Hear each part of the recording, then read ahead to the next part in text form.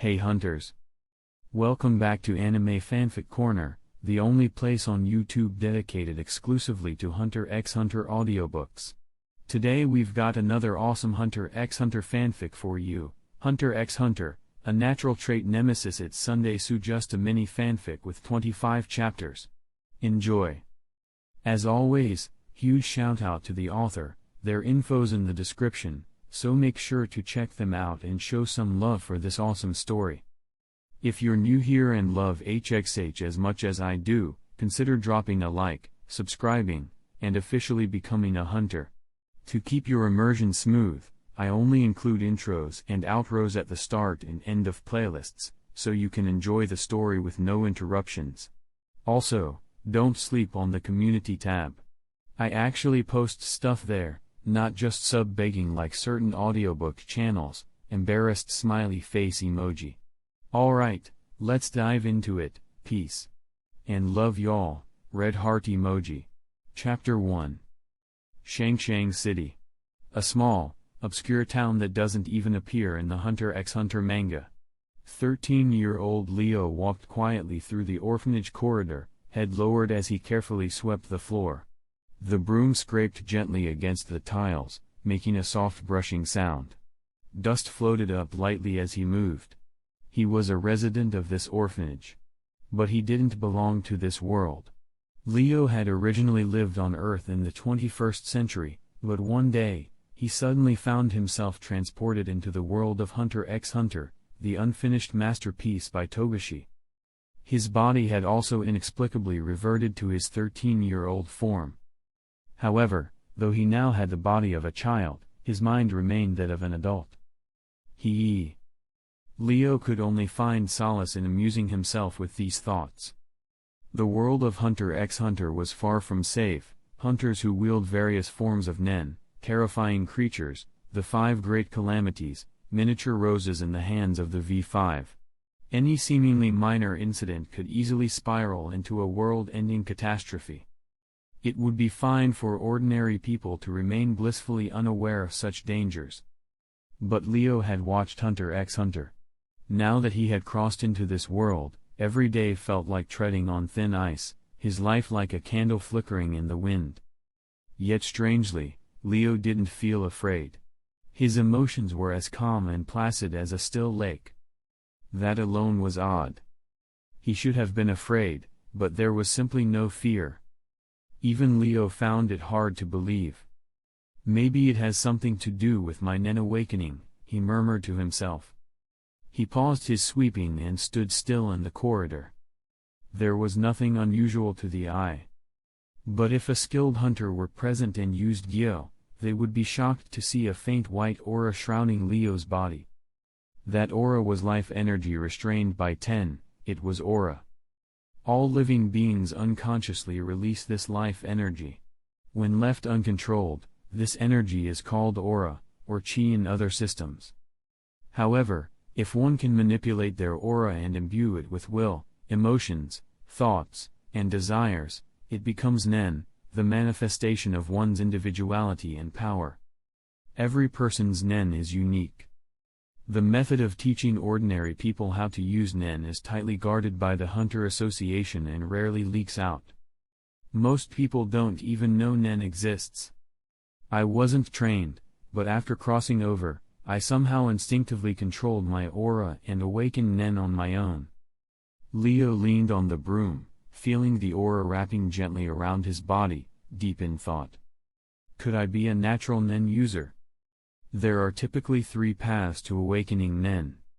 One is innate awakening, being born with the ability to use nen, like a bird that knows how to fly or a fish that knows how to swim. The second is forced awakening, which includes 3 methods. Being attacked by a nen ability. Having someone forcefully open your aura nodes. Receiving help from a nen user who possesses an ability that awakens others. Leo clearly belonged to the first category. He had naturally opened his aura nodes and learned to use 10, enveloping himself in aura, without any formal instruction. Then, without a mentor, he instinctively awakened his unique nen ability through Hatsu. Endless trial. That was Leo's Nen ability. He had taken the water divination test and been classified under the specialist category. Whenever the intent to use Nen arose in his heart, a mysterious door would appear before him. The door seemed forged from ancient bronze, engraved with winding, dragon-like patterns. It gleamed with a deep green-black hue. It emitted a sense of weight, age, and permanence. But it didn't exist in the real world, only Leo could see it. "It's time to take the first step," he whispered, staring down at his hands. How could he accept being transported into the world of Hunter x Hunter and not pursue the powerful Nen arts and thrilling adventures it offered? More than that, his heart craved it. From the moment he first laid eyes on the bronze door, Leo had felt a powerful urge to open it. It was as if everything he had ever longed for lay behind that door. As if opening it would grant his deepest desires. "But I don't even know what it is I long for," Leo chuckled softly and shook his head. With a sigh, he resumed sweeping. The orphanage was underfunded and severely understaffed. Every child was assigned chores to help keep it running. Swish. Swish. Swish. The sound of sweeping returned. Time passed silently. Eventually, it was past noon, time for a quiet lunch break. Lunch was nothing more than a small piece of sour bread. He wasn't truly hungry, but eating allowed him to keep going. Leo finished silently, suppressing the hunger rumbling within him, and lay on his bed, letting his mind focus on Nen. Suddenly, the bronze door appeared silently before him once again.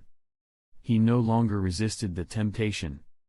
He reached out and placed both hands against the twin panels of the bronze door. RRNNH. The moment he touched it, the door became solid. Leo could now see the intricate carvings up close, and feel the cold, hard texture of the ancient metal under his palms. Without hesitation, he pushed forward with all his strength. Crack! The door groaned under pressure, and a bright line of light split down the center. The panels creaked open, pivoting inward. In the next instant, a torrent of blinding white light surged forth and engulfed Leo like a tidal wave. When Leo came back to his senses, everything around him had changed. He was no longer lying in the orphanage dormitory, but standing atop a circular platform roughly the size of a basketball court. A thick gray mist surrounded the edge of the platform, obscuring everything beyond. It was as if the entire world had shrunk to this one circle, with Leo at the center. "Where am I?" He looked around in shock, then down at his own body. His form and clothing were unchanged. His senses felt vivid and grounded in reality. Did I time travel again? Just as confusion welled up inside him, a sudden clarity dawned on his mind. Chapter 2. The trial starts? Leo's eyes widened in disbelief. He looked around suspiciously as a wave of unease washed over him. Suddenly, his pupils constricted as he stared ahead.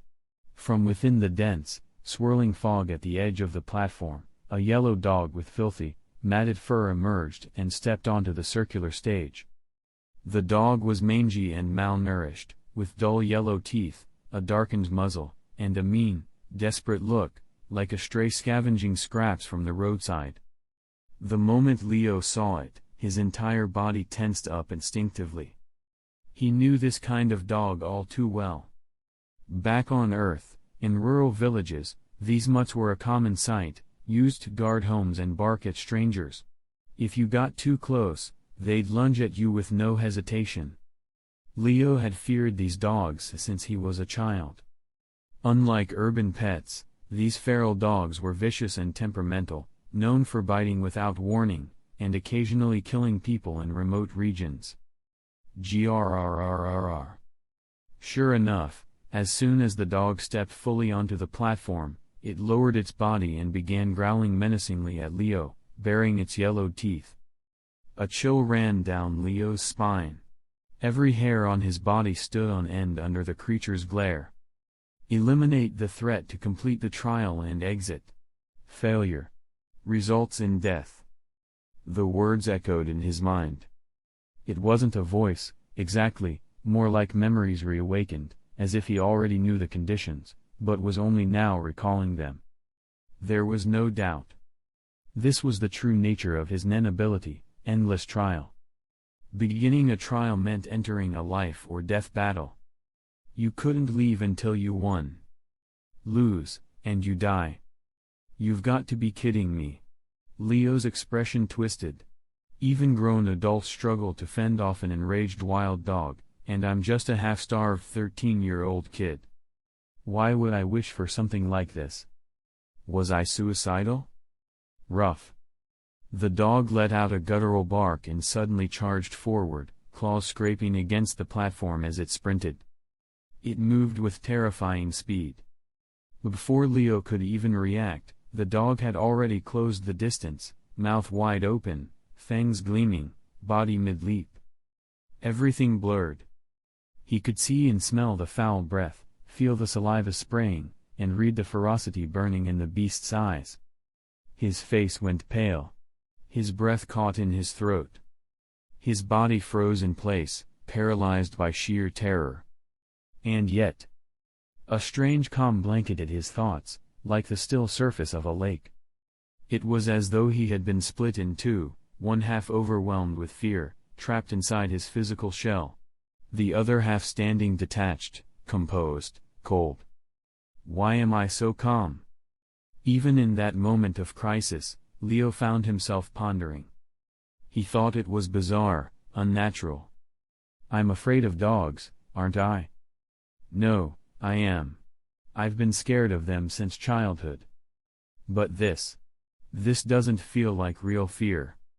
While his body trembled, his mind moved with eerie clarity. His vision sharpened. Instinct gave way to calculation. He saw the trajectory of the dog's bite, twisted his torso, and dodged to the right. Rip. A yellow blur streaked past him, blood sprayed into the air. He had dodged the core of the attack, but his tense, untrained body had slowed him down. The dog's claws grazed his left thigh and hip, tearing through his flesh. Several bleeding gashes bloomed across his skin. Leo stumbled but caught himself, wobbling a few steps before regaining balance. This body had no athletic training. That sudden movement had pulled the muscles in his lower back, he'd sprained it. On one side, raw abrasions burned, on the other, stabbing pain flared from the pulled muscles. Anyone else would have collapsed in agony. But Leo's expression remained eerily neutral, completely calm. It hurts. It really hurts. He noted internally.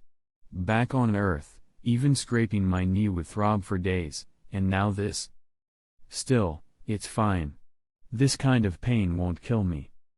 In fact, pain can help snap the body out of paralysis. Like a machine, Leo broke down the situation piece by piece.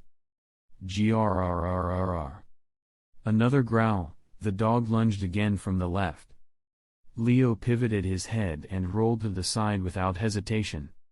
Snap. The beast landed where he'd just been, jaws snapping shut with a crunch. But Leo had already moved, tucking into a perfect side roll. This time, the dodge was clean. As he predicted, a certain level of pain had awakened his reflexes, pushed his body past its panic. Woof. Woof. The dog snarled and charged again, tireless.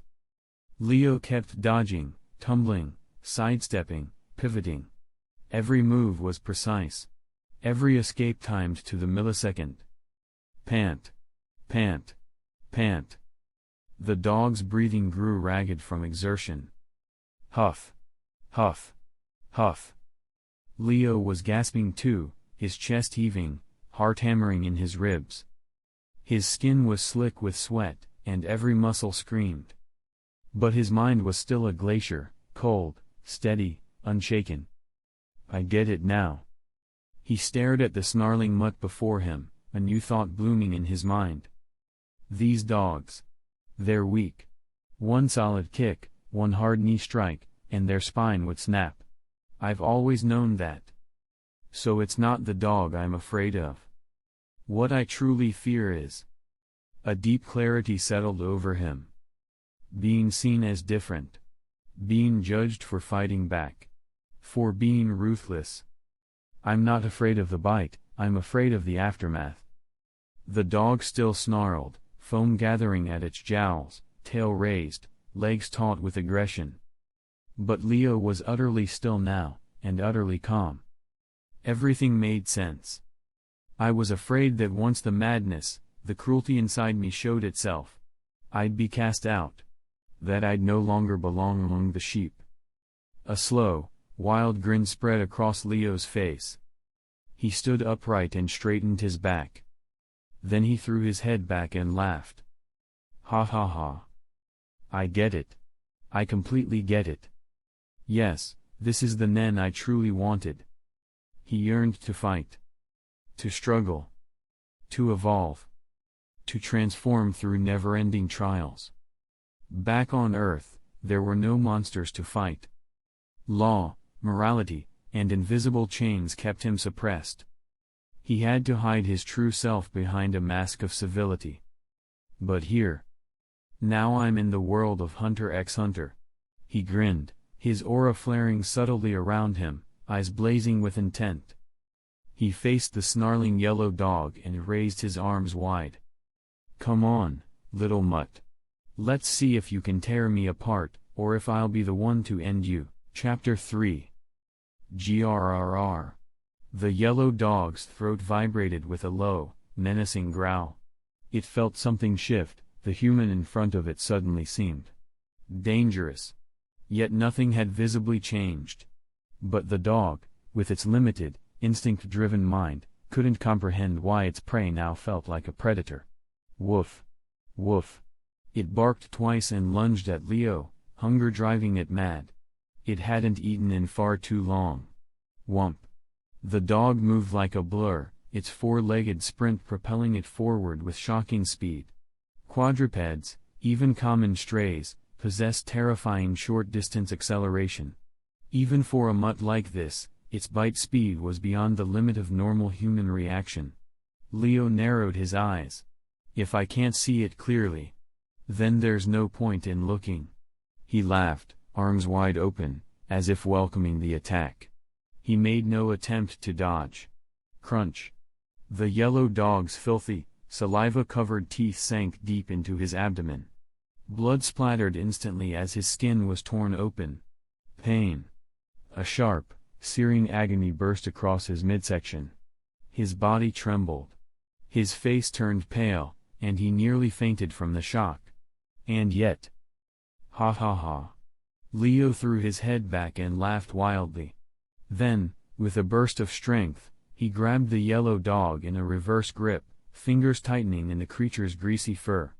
Yes, that's it. No matter how feral a dog is, it's still just a dog. One bite won't kill me, all it can do is hurt. Now, go to hell. Roaring, he slammed his knee into the dog's side with brutal force. Thud. A solid impact. The dog howled in pain. Yelping, yelping. Its eyes bulged. Its body convulsed. The force of the blow shocked it into loosening its jaws. A dog is just a dog. It acts fierce, but it doesn't think. If you overcome your fear, even a scrawny, malnourished 13-year-old can trade injury for victory. Leo growled.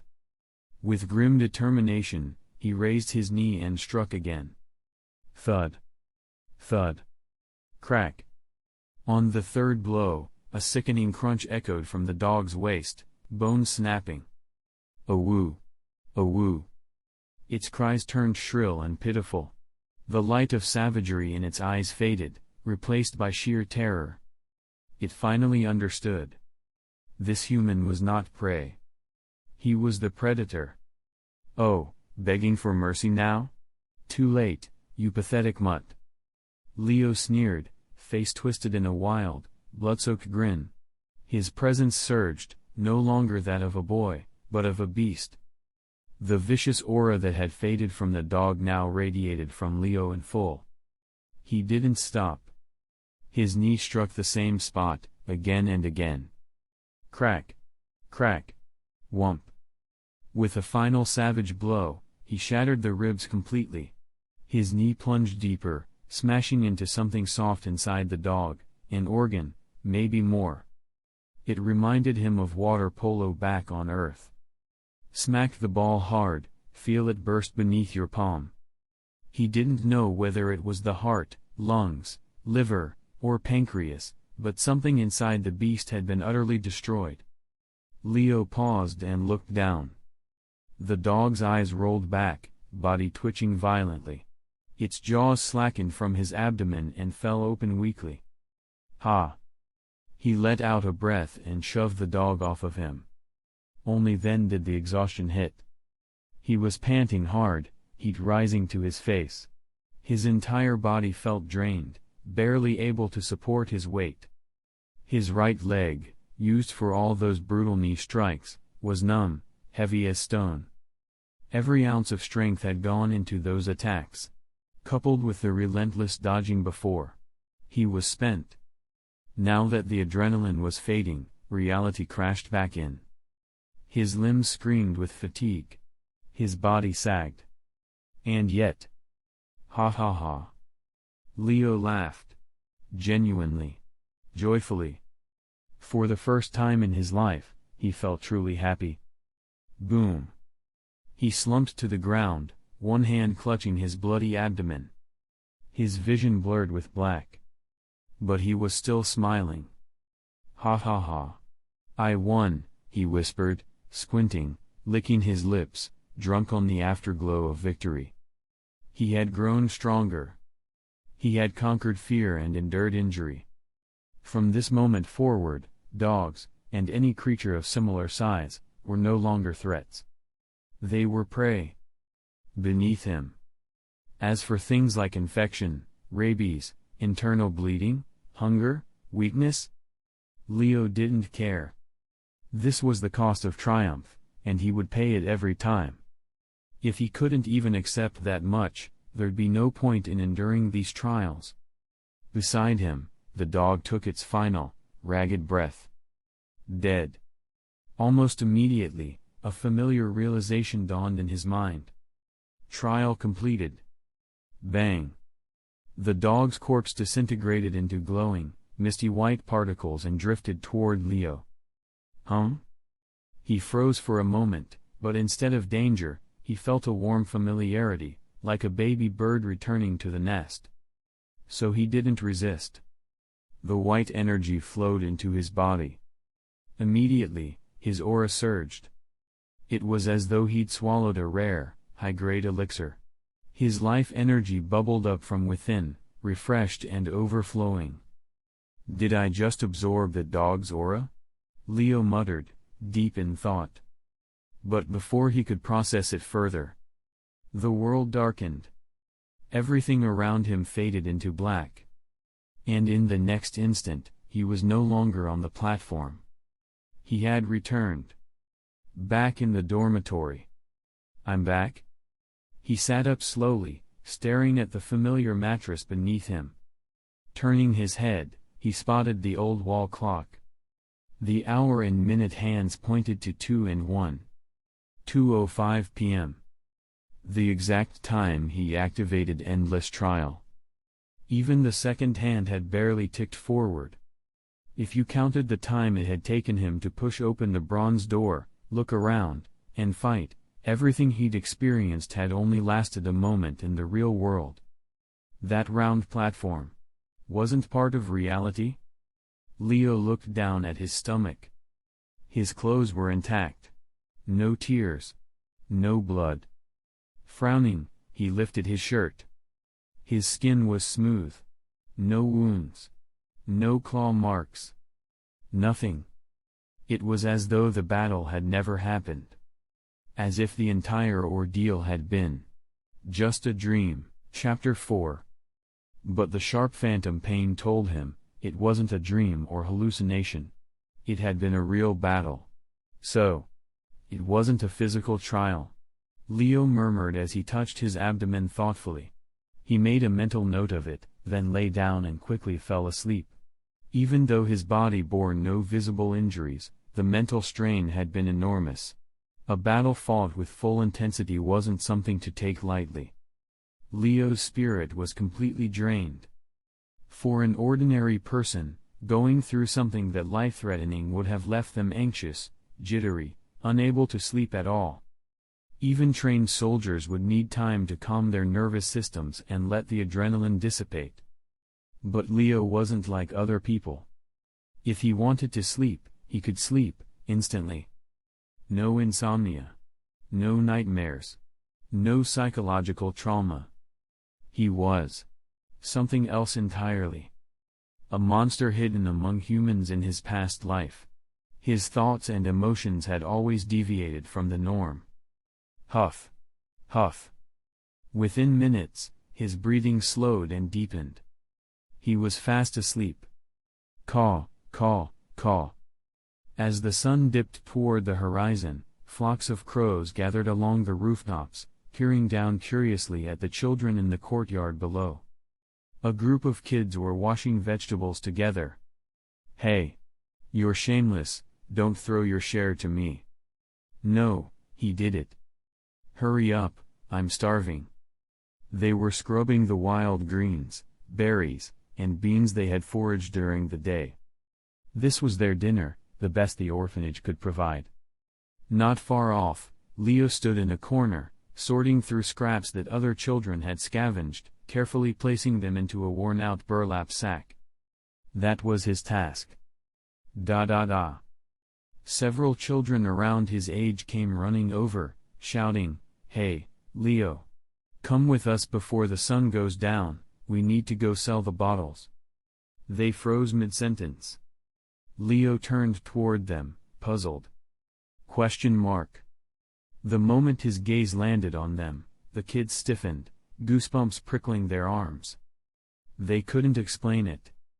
But something about Leo felt wrong. A creeping sense of danger radiated from him.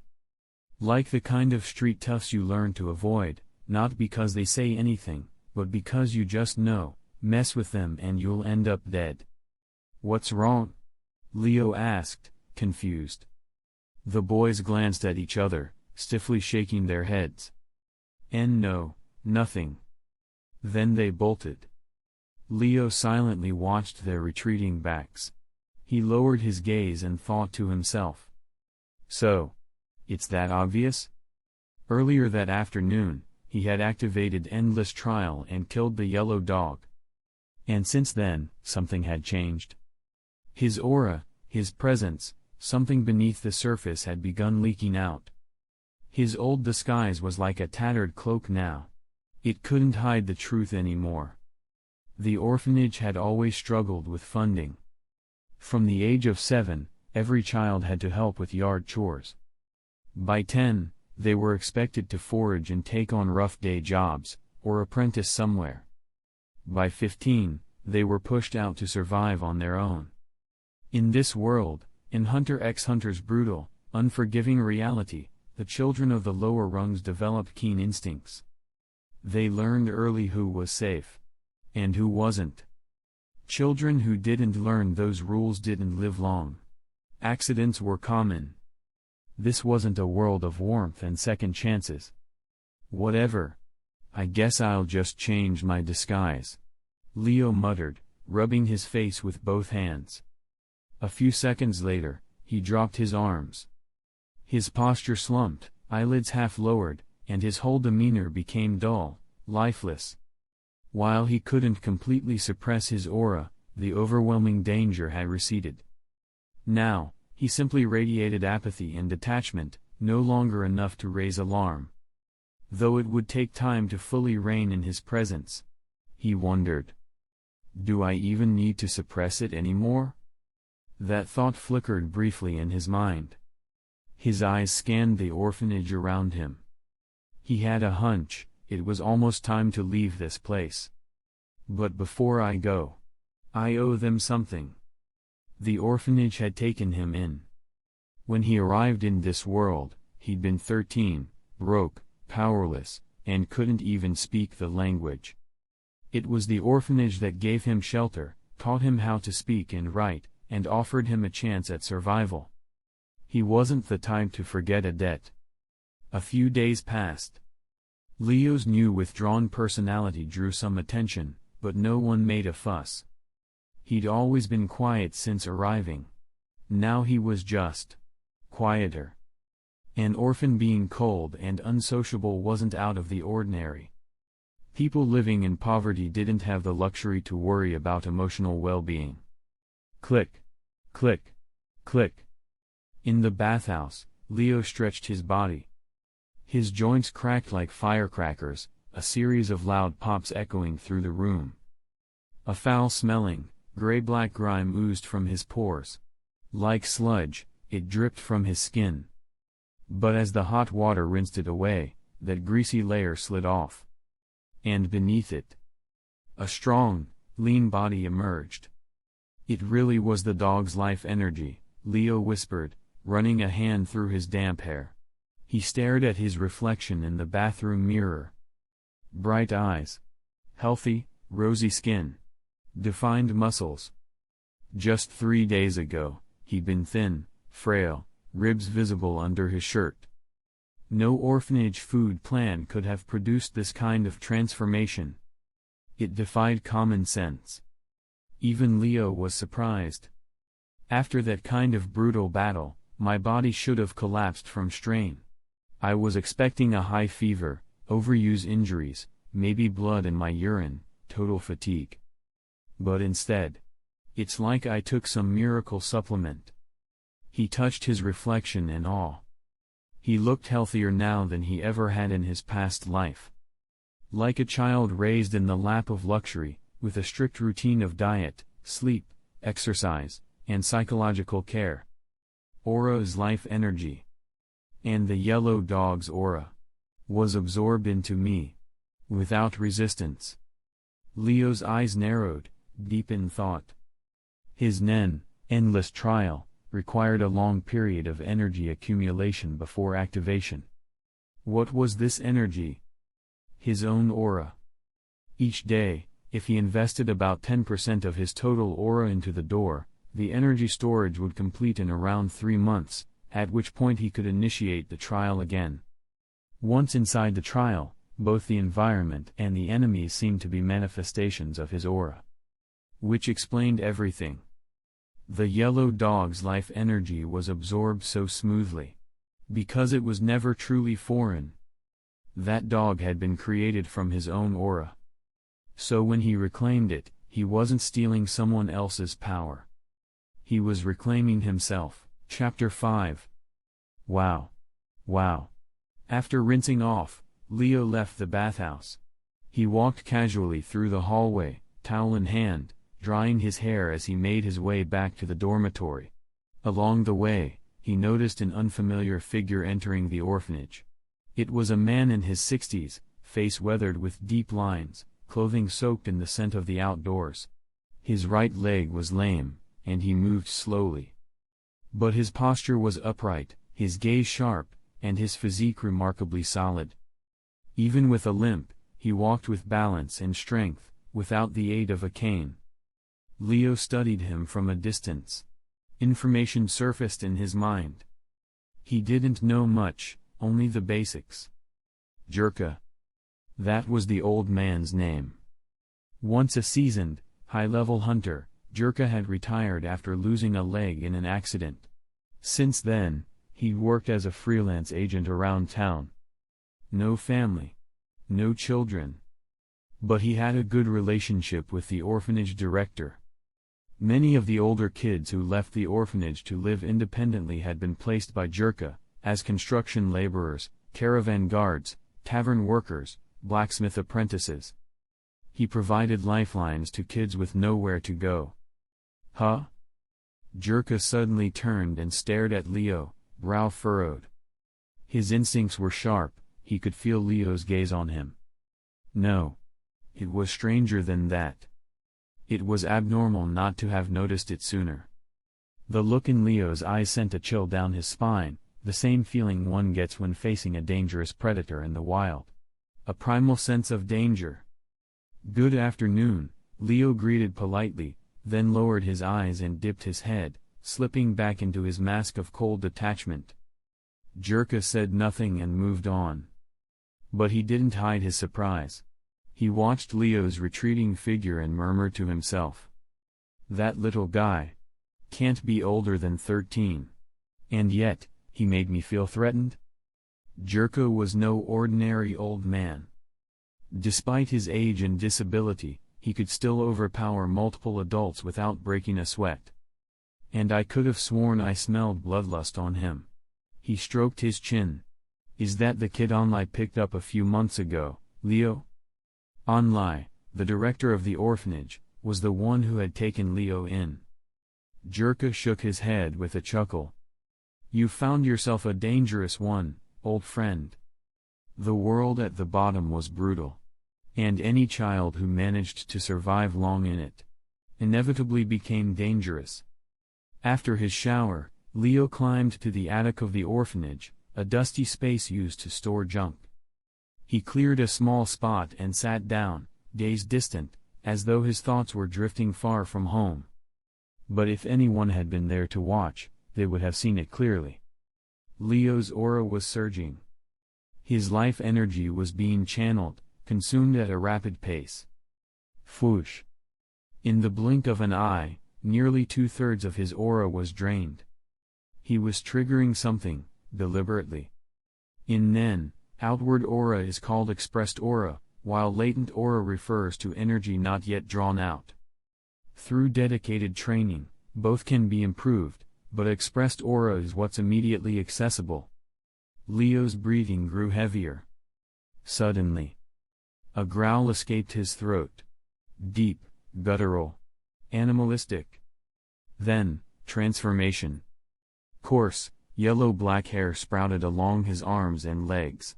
His jaw elongated, forming a snout. Nails lengthened into claws. Teeth became sharp, deadly. A thick, sinewy tail unfurled from the base of his spine. In an instant, Leo had changed. From a lean, freshly washed boy to a wild, feral beastman. A half-canine creature with dense fur, predatory eyes, and lethal claws. This was undeniably Nen. Cruel wild dog middle dot enhancer type. Consumes a large amount of aura to grant a powerful physical transformation. The user enters a feral, half-beast form with heightened strength, speed, endurance, and regenerative capabilities. This was the true reward for defeating the yellow dog in the trial. The aura he absorbed from the dog? Just a bonus. The real gain was this, a fully formed enhancer type Nen ability, acquired without effort, without training. This was the true nature of endless trial. Kill a foe within the trial, and you gain their power. Cruel wild dog consumes 2/3 of my aura to activate. Once triggered, I enter this beast form. Leo clenched his claws, examining them with interest. In this state, my physique, power, speed, pain tolerance, and healing all skyrocket, a complete enhancement of every physical attribute. But once I run out of stamina or aura, I'll revert automatically. He reached over and grabbed a broken plank lying nearby. Skireh. His claws gouged deep furrows across the board with ease, the wood splintering like soft flesh. Leo examined the marks. The grooves nearly cut through the entire board.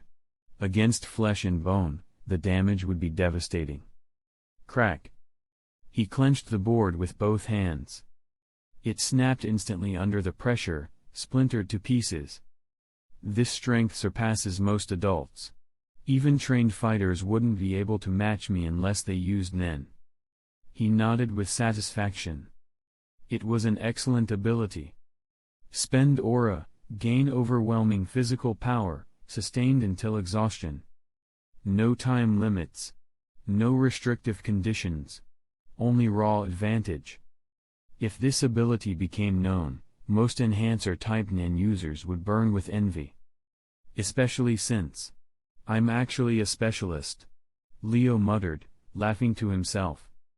Nen is divided into 6 primary categories: enhancer, emitter, transmuter, conjurer, manipulator, specialist. They form the vertices of a hexagon, each system closer to some and farther from others. A person's natural affinity determines which systems they can train easily. Adjacent systems can be trained at 80% efficiency. One step further drops to 60%. And opposite systems, only 40%. Specialist and enhancer sit at opposite ends of the hexagon. Which meant that for Leo, developing an enhancer ability on his own would have been incredibly difficult, slow, inefficient, and likely to result in a weak or unstable Nen. Even many natural enhancers struggle to create a high-tier ability like Cruel Wild Dog. For a specialist like Leo, it should have been impossible. And yet, here it was. Gifted to him, fully formed, through the power of endless trial. An ability he never could have created on his own. Now part of him, permanently. Chapter 6. But through endless trial, I can overcome those limitations. And obtain top-tier Nen abilities. Leo muttered to himself. He sat cross-legged and tucked the broken plank into his pocket. With a single thought, the beastly features, fur, tail, fangs, claws, began to vanish rapidly. Leo deactivated Cruel Wild Dog. His appearance returned to normal, fair-skinned, clean, and sharp-eyed. Of course, the energy spent hadn't returned. To activate Cruel Wild Dog again, he would first need to recover at least 2/3 of his aura. Importantly, the energy consumption wasn't based on a percentage, it was a fixed amount. It only happened to be 2/3 of his current aura due to his current level. As his aura capacity grew with training, the burden would become more manageable. This is what my Nen is meant to be. Leo now had a clear understanding of his ability. Endless Trial. A specialist-type Nen ability. When activated, a simple bronze door appears in front of the user. Upon physically opening it, the user is transported to a random location where they must battle a random enemy. If the user wins, they absorb the enemy's abilities, attributes, or Nen. They experience significant growth, tailored to the nature of the battle. Activation requirements. The door must be fully charged using Leo's own aura. Charging can only be done with Leo's personal aura over time. To enter the trial, Leo must physically push the door open, either hand can be used. Trial rules. You cannot exit until the trial is complete. Victory is achieved only by killing the opponent, survival alone does not count. Death inside the trial is real. Outside buffs, injuries, and status effects do not carry over into the trial. Weapons may be brought in, but only if they are familiar and regularly used. For example, missiles or unfamiliar tools are not permitted. Core restrictions of Endless Trial. If Leo stops charging the door for subjective reasons, he will suffer intense mental strain, depression, anxiety, dread, and other negative states. Resuming charging reduces the strain. The stress disappears entirely upon completing a full charge. If the door is fully charged and Leo does not initiate the trial, his growth will stagnate completely. He cannot grow stronger through any method, even training. If Leo refuses to enter the trial for over 3 months after a full charge, due to subjective reasons, he will lose all Nen abilities and enter a permanent state of Zetsu, total aura nullification. Harsh. Brutal. Unforgiving. Any rational person, upon hearing these terms, would be horrified. These conditions forced Leo into a cycle of constant recharging, constant combat, and constant progression. No rest. No breaks. A literal endless trial. That was the point. Why else would it be called endless? Leo felt no fear. Nen is a reflection of the user's will, personality, desires, and emotions, the manifestation of the soul. And for Leo, trials were everything. Wasn't restriction just another form of trial? This Nen was an honest expression of his deepest self. He yearned for challenge, for progress, for transformation. And if he couldn't pursue those things, that would be worse than death. Just as depression consumes those who cannot follow their dreams, slowly eroding their spirit, Leo knew that to stagnate was to die inside. The restrictions of endless trial weren't a punishment. They were natural. At least to him. Meanwhile, in the director's office of the orphanage, a gray-haired man with thick glasses poured tea into a chipped cup and offered it to Jerko with a smile. "What brings you here today?" the man asked casually. He was lean, dark-skinned, the look of someone who worked with his hands. But Jerko, sitting across from him, knew this man well. He was a scholar, not a laborer. His worn appearance came from decades of dedication to the orphanage, not manual labor. In fact, he was 6 years younger than Jerko. "Only, you call this tea?" Jerko complained, frowning. But he still drank it. Only chuckled and refilled his cup without protest. "Tch."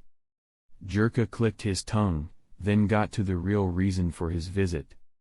A wolf pack moved into the eastern forest. Most likely migrated from the Kata Plains, 10 kilometers away. They're aggressive, over 30 deaths reported. "That serious?" Only frowned. "Very. Even a few seasoned trappers I know got wiped out. Make sure the kids stay away from that direction." "I will." Only nodded, face turning grim. A week passed. Every day after work, Leo trained his body and honed his aura. He practiced the 4 principles, Ten, Zetsu, Ren, and Hatsu, the foundation of all Nen users. Though he only had vague memories from the manga, he slowly pieced things together through trial and error. He lacked proper instruction, but little by little, he progressed. Each day, he devoted 1/3 of his aura to charging the bronze door. The remaining 2/3 were conserved, essential in case danger struck. This was the world of Hunter x Hunter, after all. A world where death could come from anywhere. He needed to keep enough aura on hand to activate Cruel Wild Dog at any moment. A week. Plus the previous 4 days. That's nearly 2 weeks. The dog's aura must be fully digested by now. Leo could feel it. His body had grown fast, unnaturally so. But the rapid enhancement had finally plateaued. The residual life energy he had absorbed was gone. Now, at 13 years old, he stood tall, healthy, and muscular, a stark contrast to the malnourished boys around him. He stood out. To keep improving, or even maintain this physique, I'll need proper nutrition. His eyes turned to the world beyond the orphanage fence. Nutrition meant food. Lots of it. Given his current circumstances, only 2 realistic options came to mind. Join a gang. Hunt on his own. Chapter 7. Although the world of Hunter x Hunter has modern cities and advanced technology, it also possesses vast, untamed wilderness. Lush forests sprawl beyond the reach of civilization, home to countless dangerous beasts and otherworldly creatures.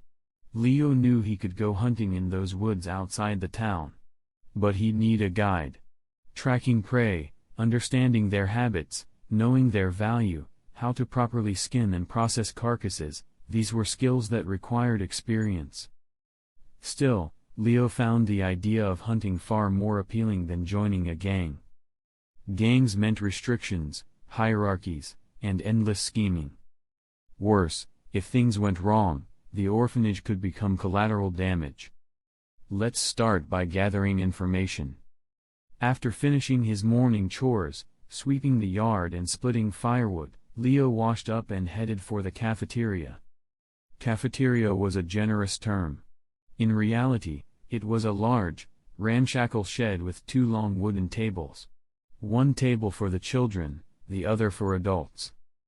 Giant pots of vegetables and bowls of rice were spread across both. "Hey, Leo. Come here, I saved you a spot. There's dried meat today." As soon as he entered, several children around his age waved him over excitedly. Leo smiled and joined them, sitting down in the middle like a natural leader. Ironically, these were the same kids who had once been afraid of him. Now, they were his fans. Power intimidates. But it also attracts. And with Leo's calculated efforts to befriend them, it hadn't taken long before they warmed up. They now saw him as a kind of big brother. The instinct to seek protection was strong in people, especially kids raised in harsh environments. And Leo was undeniably the strongest among them. In mind. In will. In physical strength. In experience. "Do you guys know where the director's hunter friend lives?" Leo asked casually, between bites. For kids who'd grown up in the orphanage, this was an easy question. "Yeah. Number 58 Fanging Street. He's got a little herb shop on the 1st floor. Lives on the 2nd. He's also taking apprentices now, and does guide work." Within minutes, they'd practically laid the man's whole life bare. When you lived at the bottom of society, information became a survival instinct. Leo nodded and kept eating his brown rice quietly. Then their conversation shifted. "Hey, did you hear about the wolves in the eastern forest?" It was a hot topic. "They're foreign wolves, right? I heard over 100 people died. A group of hunters went to track down the Wolf King. Over 20 of them, and only one made it back. He lost his right arm. Oof. That's the end of his hunting days. A pack of wolves." Leo listened silently but grew thoughtful. He needed meat. A lot of it. To maintain his physique. To fuel his aura.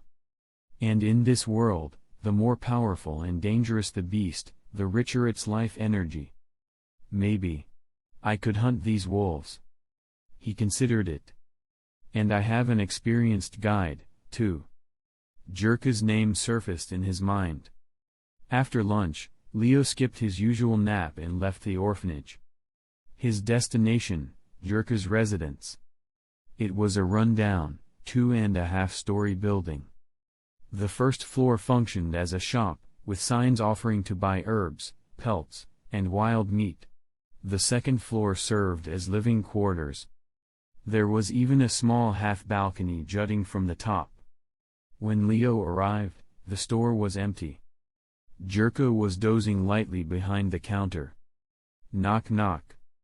Leo stepped forward and rapped politely on the wood.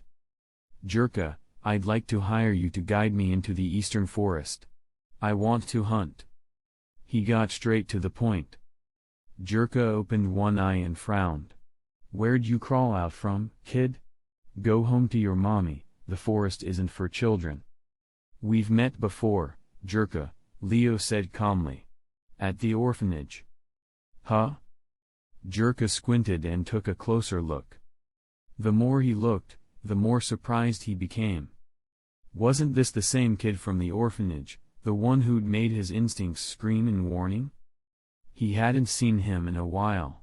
And now the boy looked bigger, healthier, almost like a rich family's son. "That's not important."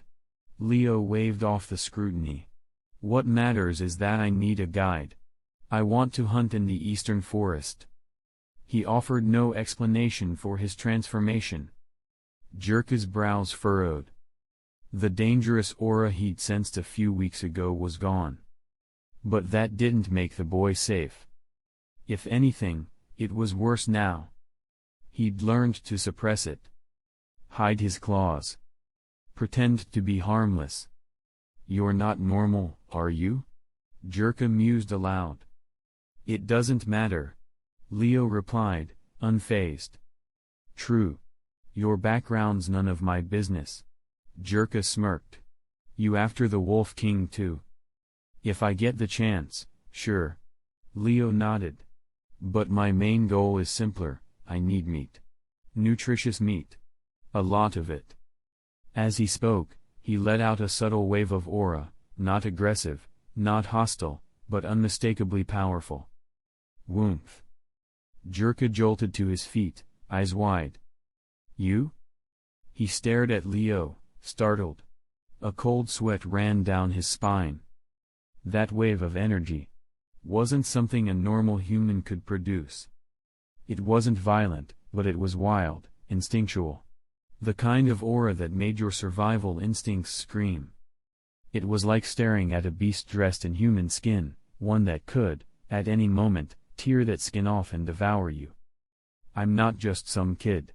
And I'm definitely not ordinary. Leo looked Jirka dead in the eye. I'm capable of surviving in that forest.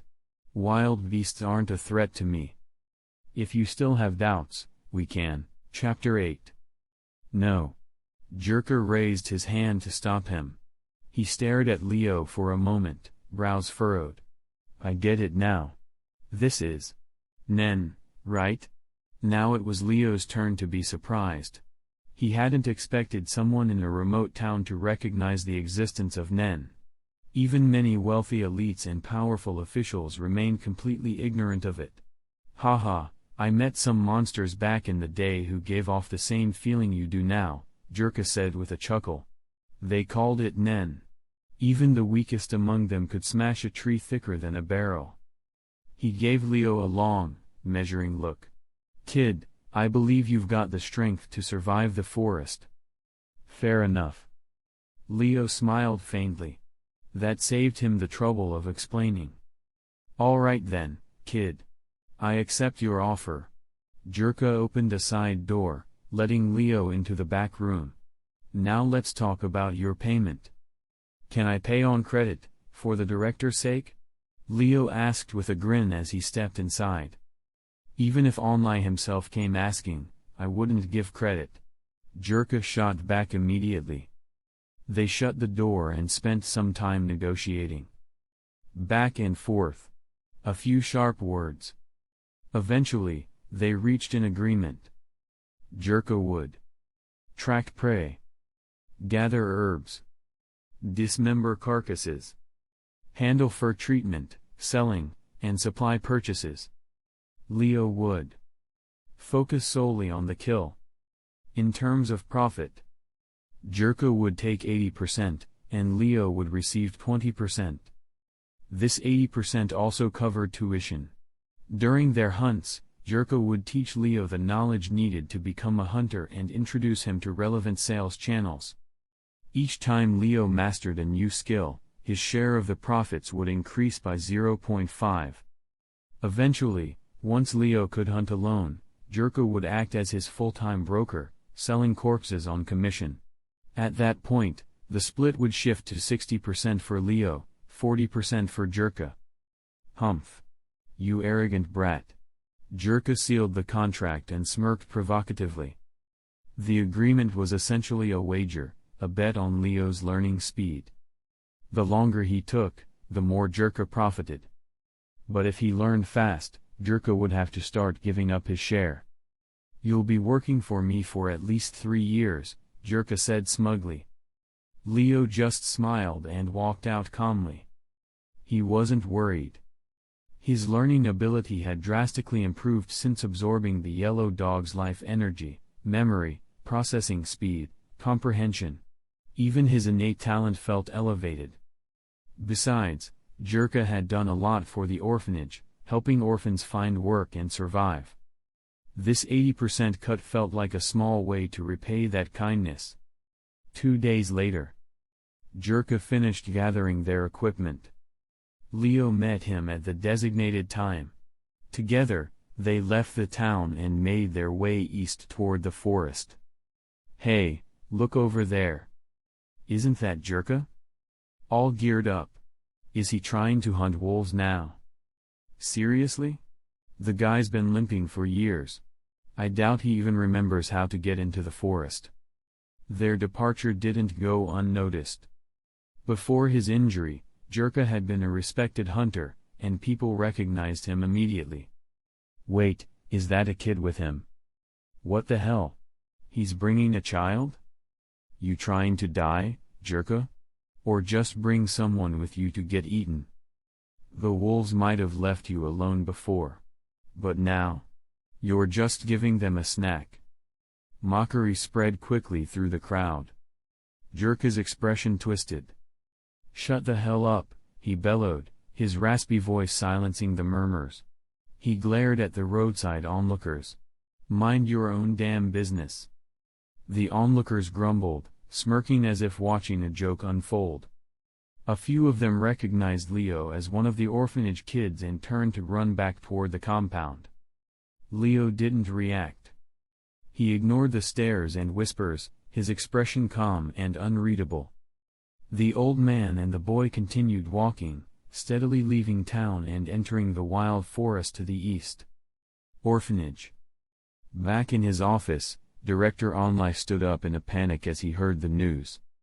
What? They went to the eastern forest? That place is, how could they? He hurried out of the room, face stricken with worry. Others gathered around, equally shocked. Is Leo crazy?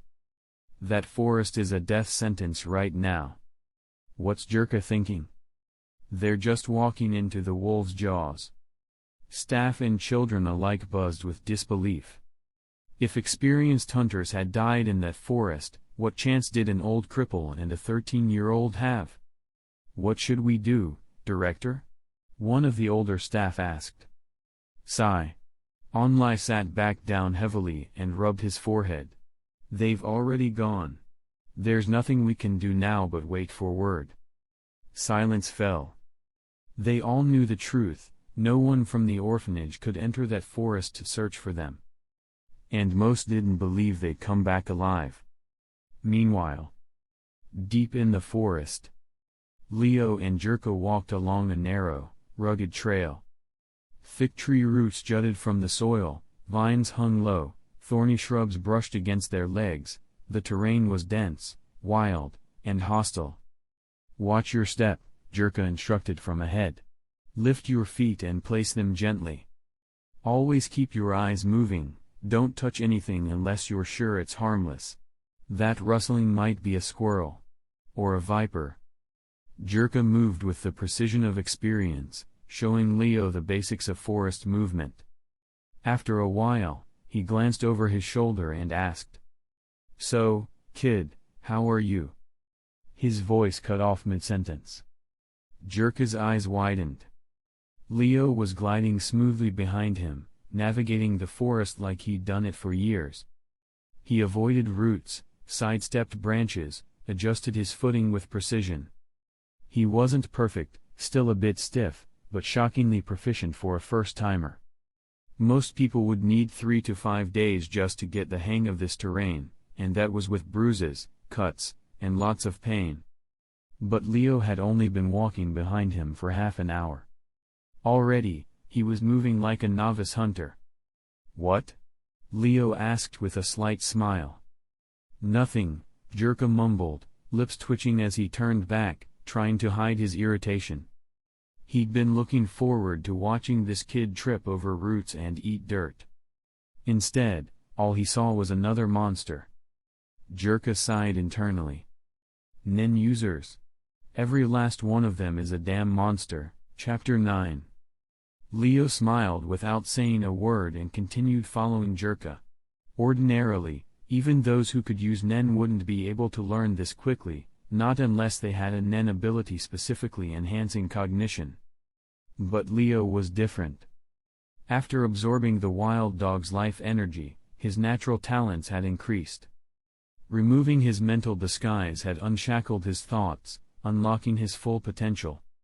He could now master simple skills dozens, even hundreds of times faster than the average person. What had once been the domain of patient study now came to him like instinct. He wasn't just talented anymore, he was a genius. Swish swish. They walked for more than an hour, finally leaving the outer edge of the forest. The vegetation thickened. The air grew damp and heavy with the scent of rot. The paths had long since vanished. At the forest's edge, there were still faint trails left by humans. But here? There was no such thing as a road. Navigation and survival now depended entirely on a hunter's experience. "That's a good bird." Jirka pointed to a nearby tree, eyes still scanning the brush. "Its feathers sell for about 4,000 jenny. But they're fast, really hard to catch." Thwip. Just as he finished speaking, a sharp sound tore through the air. An afterimage zipped past the edge of his vision. Something had been thrown. Exclamation mark. Jirka nearly reached for his weapon, turning instinctively toward Leo in alarm. Chirp. The startled bird let out a shriek and flapped away in a panic. Jirka blinked, then slowly turned back toward Leo, expression unreadable. "Didn't you say it was valuable?" Leo shrugged. "I figured I'd try. My aim's not bad." "Warn me next time," Jirka muttered, twitching. He'd almost drawn on him. That sudden throw had felt like a threat, not an attempt at hunting. "You missed. It flew off."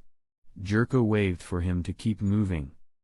"No, I hit it," Leo replied calmly. Jirka paused. "What?" "That bird clearly flew away." "Look."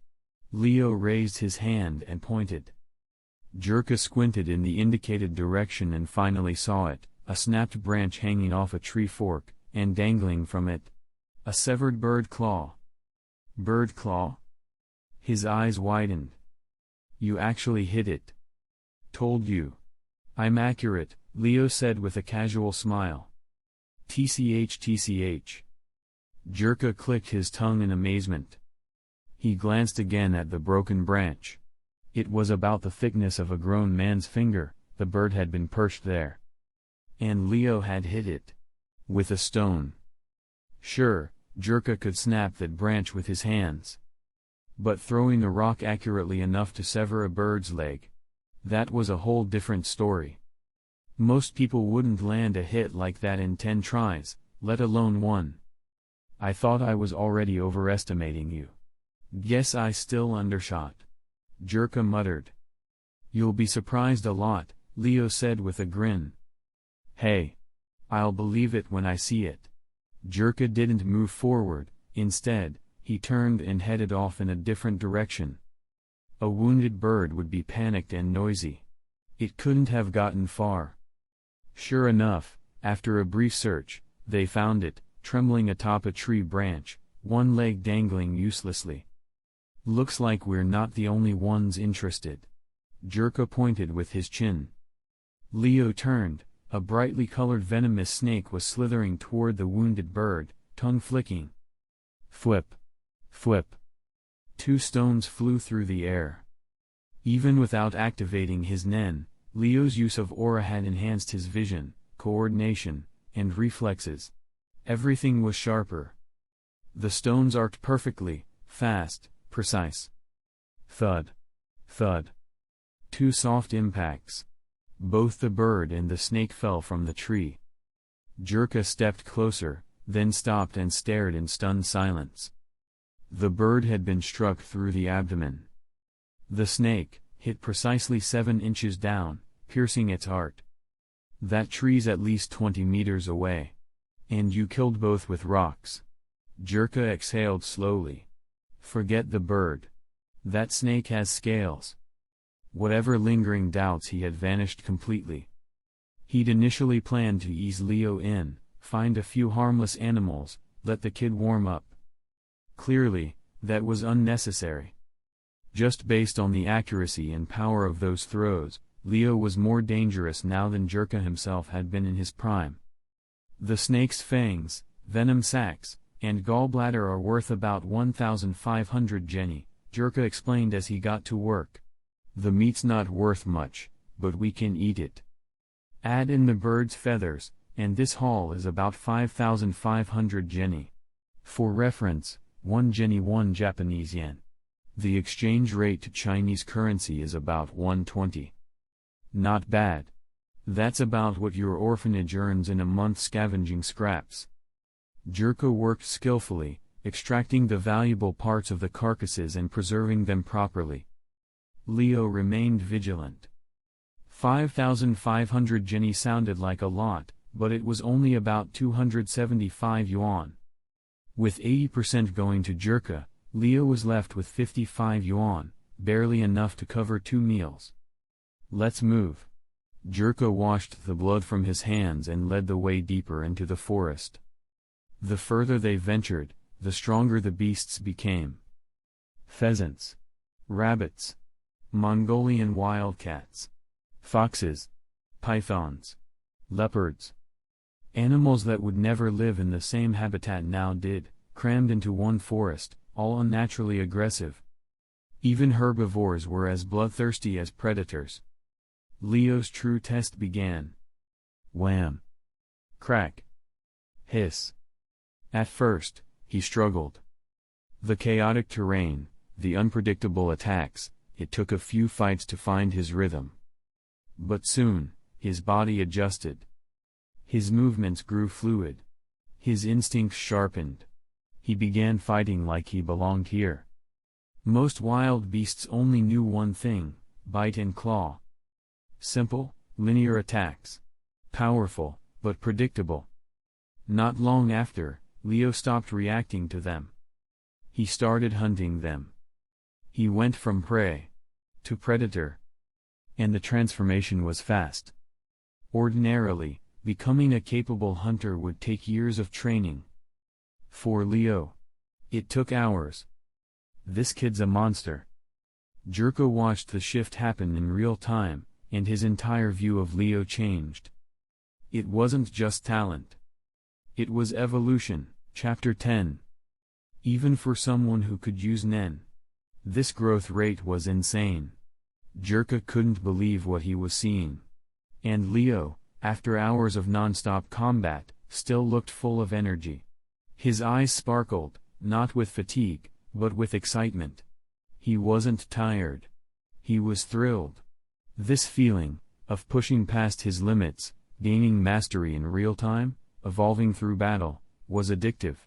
Like a high he couldn't get enough of. His brain was on fire.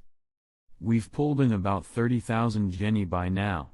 Any more and it'll weigh me down, Jerka said as he sorted through their kills.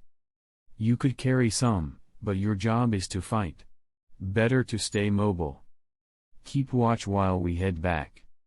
That was the agreement. Once Jerka reached his weight limit, they would turn back. Leo nodded, slightly disappointed, but he followed the plan. That was a good run, Jerka said as they headed out. This kind of haul? I didn't see numbers like that even in my prime. Hunting wasn't always lucrative. More often than not, they came back empty-handed. Sometimes, they could go a month scraping by on scraps and wind. Let's go. Sun'll be down soon. Jerka started toward the exit, clearly in a good mood. He hadn't been this deep in the forest in 20 years, not since he lost his leg. Wait. Leo stopped suddenly, his gaze locking on something to the left. What is it? Jerka turned, puzzled. That footprint. Is that a wolf? Leo asked, pointing toward a patch of disturbed soil. Jerka stiffened. He moved closer, examined it carefully, and his face drained of color. That's a wolf print. His voice was tight. Urgent. Damn it. Weren't those things supposed to be operating at least a kilometer away? This isn't their territory. He was tense now. Every muscle coiled. Yes, the wolves were in the eastern forest, but that didn't mean they roamed all of it. Jerka had studied their range and carefully mapped a safe route. He had planned this. They weren't supposed to be here. Let's go. Now. Jerka spun around. It's too late. Leo's voice was calm, eerily so. He suddenly twisted and punched behind him, a backhanded strike. Crunch. Almost simultaneously, a gray shadow lunged from the underbrush. Leo's fist met the wolf's skull midair, a clean, brutal impact. The sound of bone shattering echoed. The wolf collapsed on the spot, its neck twisted unnaturally. Dead in an instant. Exclamation mark. Jirka stared at the corpse, pupils contracting in shock. Yes, he was alarmed that the wolves had found them. But even more shocking, Leo had just caved in a wolf's skull with a single punch. What are this kid's fists made of? Iron? Jirka, get up that tree, Leo said, completely unfazed. I'll take care of the alpha. He didn't even glance at the body on the ground. He'd been ready for this, ever since he first heard of the wolves. In the wild, the greatest strength humans have isn't claws or fangs, it's foresight. Preparation is power. All right. Jirka didn't argue. Despite his limp and age, he climbed quickly up a nearby tree, settling on a branch over 2 meters high. He was still nimble. If he weren't, he wouldn't have dared to venture this far into the wild with a teenager. I'll stay up here. Be careful. Yeah. Leo gave a short nod and vanished into the brush. Jirka watched his retreating back, still stunned. He'd known nin users were powerful. But not like this. That was a skull. Among all bones in the body, the skull is the hardest. Surgeons need specialized tools, even drills, to open it. And Leo had crushed one barehanded. With one strike. Even elite soldiers, trained killers, couldn't do that. Jirka's heartbeat quickened. Cold sweat gathered on his back. Maybe. Just maybe. We have a chance at surviving this, he whispered. Because wolves weren't ordinary enemies. When in a pack, they lost all fear, attacking with relentless fury. They could take down tigers, lions, cheetahs, even bears. Jirka, a lame old man, was nothing more than an easy meal. If Leo hadn't been here, he'd have already started composing his last words. Meanwhile, outside the forest, an urgent bulletin had gone out from local authorities. The recently migrated wolves were identified as Yakos wolves. Their original habitat had been destroyed by water contamination. The pack was small, 10 to 16 members.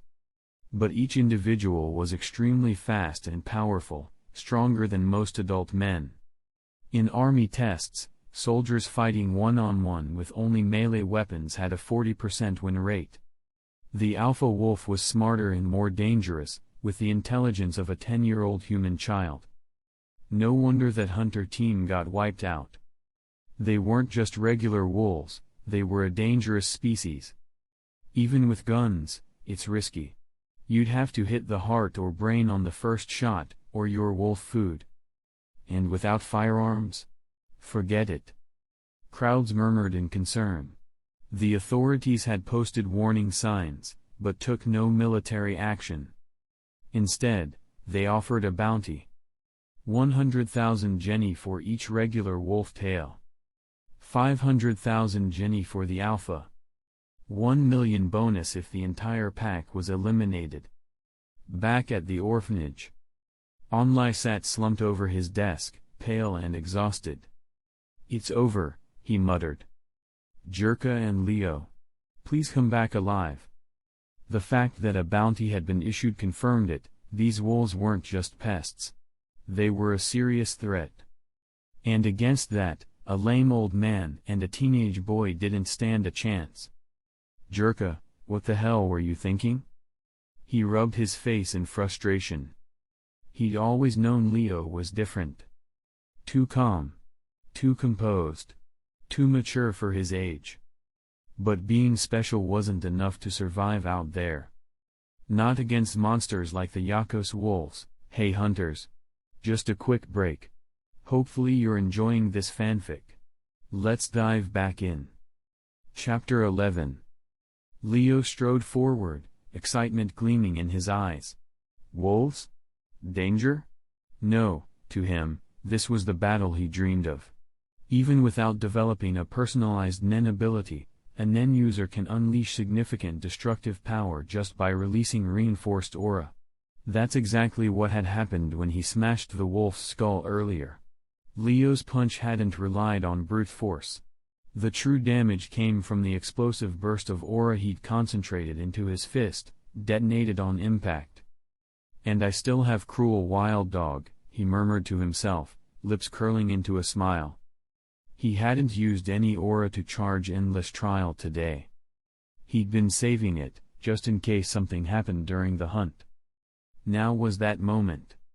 Time to unleash the prepared energy. Oh whoa! A sharp wolf howl rang out just as Leo walked another few dozen meters.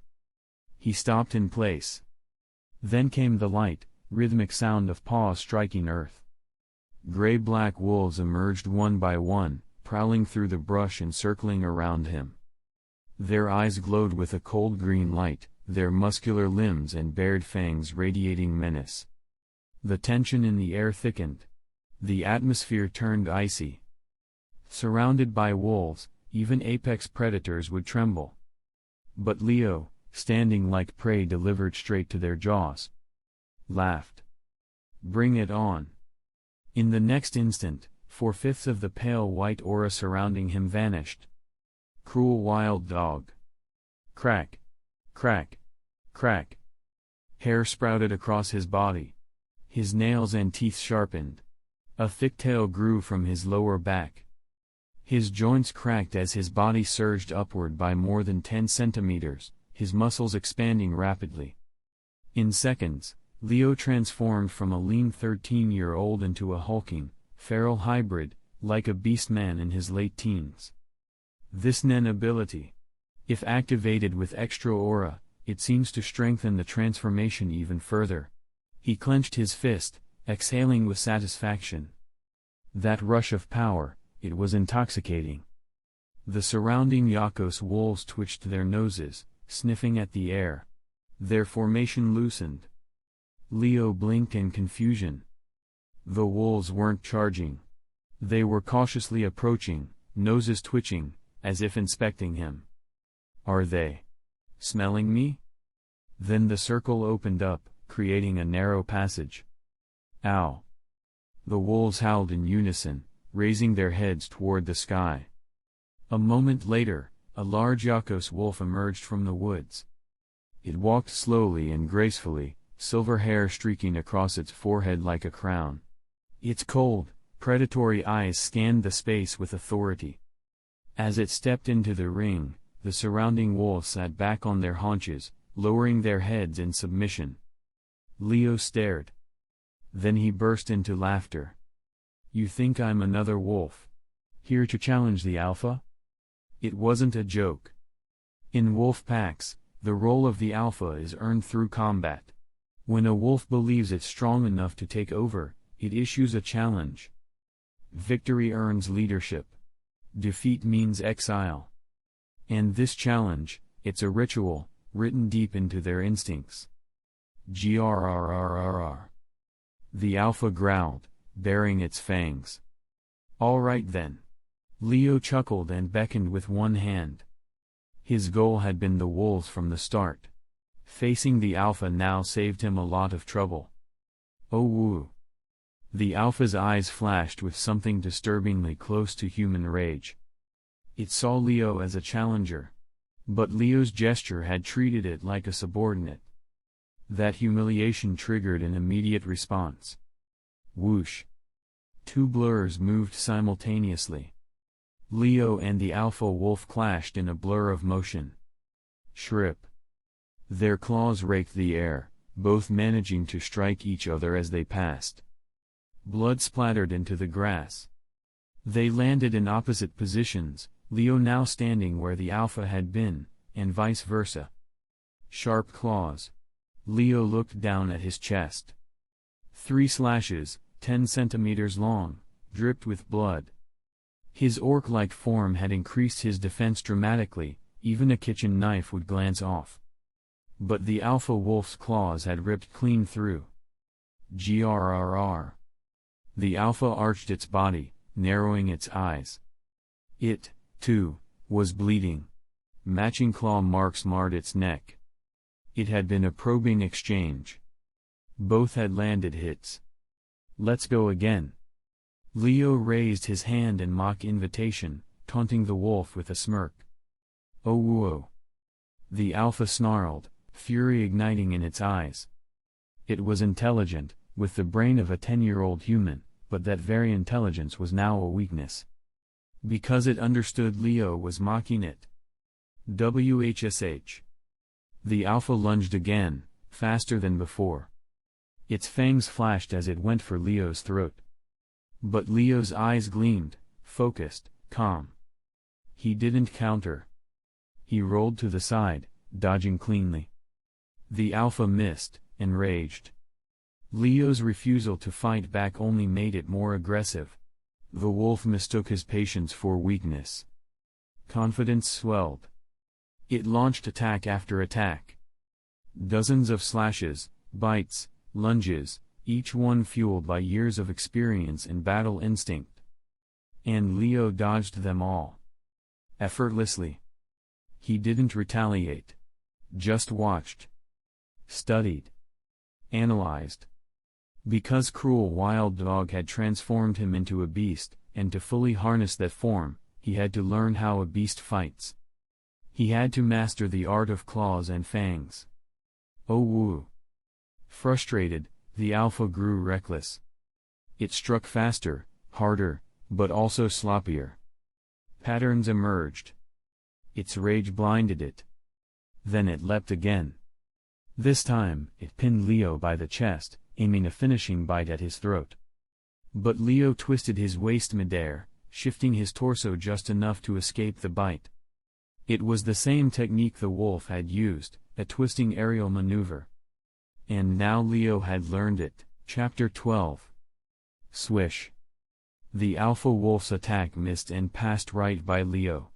In that split second, Leo twisted his body and slashed upward with his claws, driving them deep into the soft underside of the wolf's exposed belly. With a powerful yank. Shrip. A cascade of blood, intestines, and stomach lining spilled out onto the ground. Thud. The alpha wolf dropped like a sack of stones. Its belly was fully torn open, its internal organs spilled in a heap. "I've learned your tricks." Leo flicked the blood from his fingertips, glancing back at the dying wolf. There was no arrogance on his face. No cruelty. Only calm detachment. The provocations from earlier had all been an act. Huff. The alpha wolf coughed up blood, its eyes wide with disbelief as it stared at Leo. Only now did it realize it had been deceived. The outcome was already sealed. Its pupils lost focus as it released a final breath. Dead. Oh whoa. The wolves watching from the sidelines raised their heads and howled together, a resounding chorus to welcome their new leader. Shoo. Scram. But Leo waved his arms in annoyance and stepped forward, kicking one of the seated Yakos wolves. Ow. Ow. The wolves weren't offended. On the contrary, now that Leo had bested their leader, they recognized him as their new alpha. A few whined pitifully at the kick, but none resisted. Some of the she-wolves pushed themselves against Leo, panting suggestively, clearly in heat. Get lost. Leo's expression darkened. He grabbed two of them by the scruff, tossed them aside, and barked. Out of here. He pointed toward the distance and kicked at the wolves to drive them off in that direction. They finally understood, their new alpha wasn't claiming them. He was banishing them, forcing the pack back to its original territory and out of this hunting zone. Ow. The wolves howled in confusion from across the stream, whining like abandoned pups. Why had their new leader turned them away? But Leo's commanding aura left no room for negotiation. With his posture and energy radiating undeniable dominance, the wolves had no choice but to retreat. The body of the former alpha was left where it had fallen. None of the wolves even looked back at it. That was the law of the wild. There were no funerals for kings here. Only survival. Only strength. Don't cross this stream again. Leo growled as he pushed the last stragglers across the boundary. Once the wolves were gone, he returned to the alpha's corpse. He calmly shoved the spilled organs back into its cavity, hoisted the massive body onto his shoulder, and began the trek back. Up in the trees, Jerka clung to a branch, limbs starting to go numb. He'd heard the howling. And the final cries had a very different tone. Even a child could tell, they were celebrating. Which meant his stomach churned. CHSH. There was a rustling in the underbrush. "Who's there?" Jerka called out, tense and wide-eyed. He braced himself for an attack. But from the brush emerged a fair-skinned teenager, dragging a wolf corpse even larger than himself. "You." Jerka's eyes widened in disbelief. "You killed the alpha wolf." He jumped down from the tree and rushed over. "Didn't I tell you I would?" Leo grinned and tossed the bloody corpse toward him. Thud. Jerka staggered back from the impact, barely keeping his footing. He stared at the body like it was some sacred artifact, running his hands along its fur in awe. This wasn't just any wolf. It was the alpha, the one that had killed over 20 licensed hunters and hundreds of civilians. And Leo had slain it. Jerka didn't waste time. He immediately got to work, expertly extracting the organs and preserving every valuable piece. He even squeezed out the feces from the intestines. Every part was worth money. "I can't even begin to understand your strength," he muttered, eyes scanning the precision of the wounds. The abdominal gash was perfect, a single, clean tear. No damage to the pelt. No wasted motion.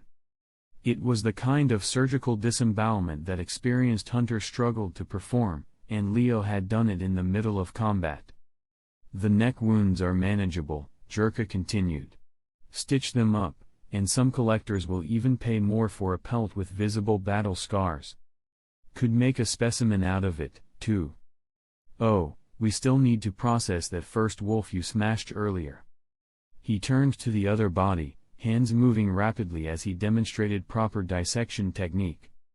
Leo stood quietly nearby, sipping from a canteen. His respect for Jerka grew. The man didn't ask how Leo had killed the alpha.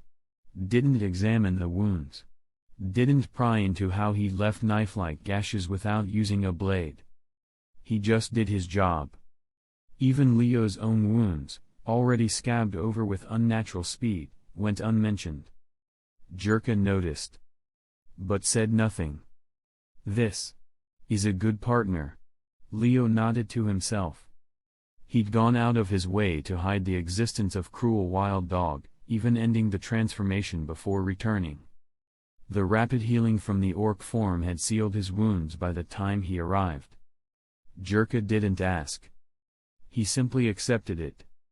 "Let's head back." Jerka handed Leo the alpha's body while he took the other one, along with their earlier harvest. They began the long walk back, wolf corpses slung over their shoulders. Along the way, the scent of blood drew predators from the shadows. But Leo released his aura, raw, tinged with the savagery of recent combat.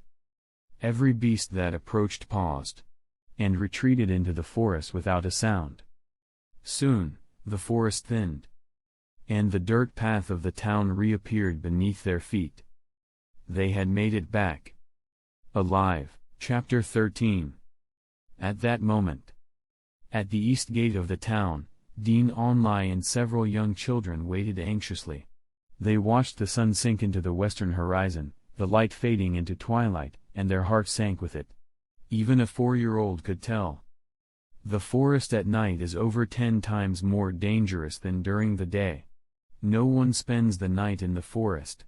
If Jerka and Leo didn't return before dark, it likely meant something had gone wrong, and they might never come back. They're back. Dean Onlai was about to call it quits when a child next to him suddenly pointed and shouted. Onlai looked up, stunned. Bathed in the orange glow of the setting sun, two silhouettes approached slowly, one tall, one short, both trudging under heavy weight. It was none other than Jerka and Leo. Before Onlai could react, murmurs and gasps broke out around him. Look at their backs. Is that a wolf? Not just a wolf, it's the wolf. Holy crap, Jerka and that kid brought back the alpha. Onlai was stunned.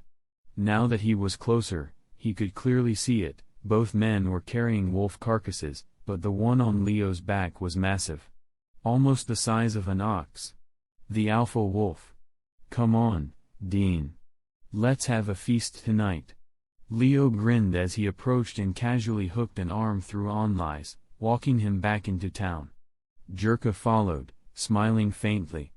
That night, Leo and Jerka's names spread like wildfire through the entire town. Even the children in school were talking about it.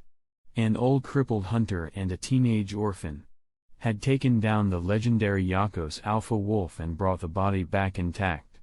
That same evening, a long line of cars formed outside Jerka's house.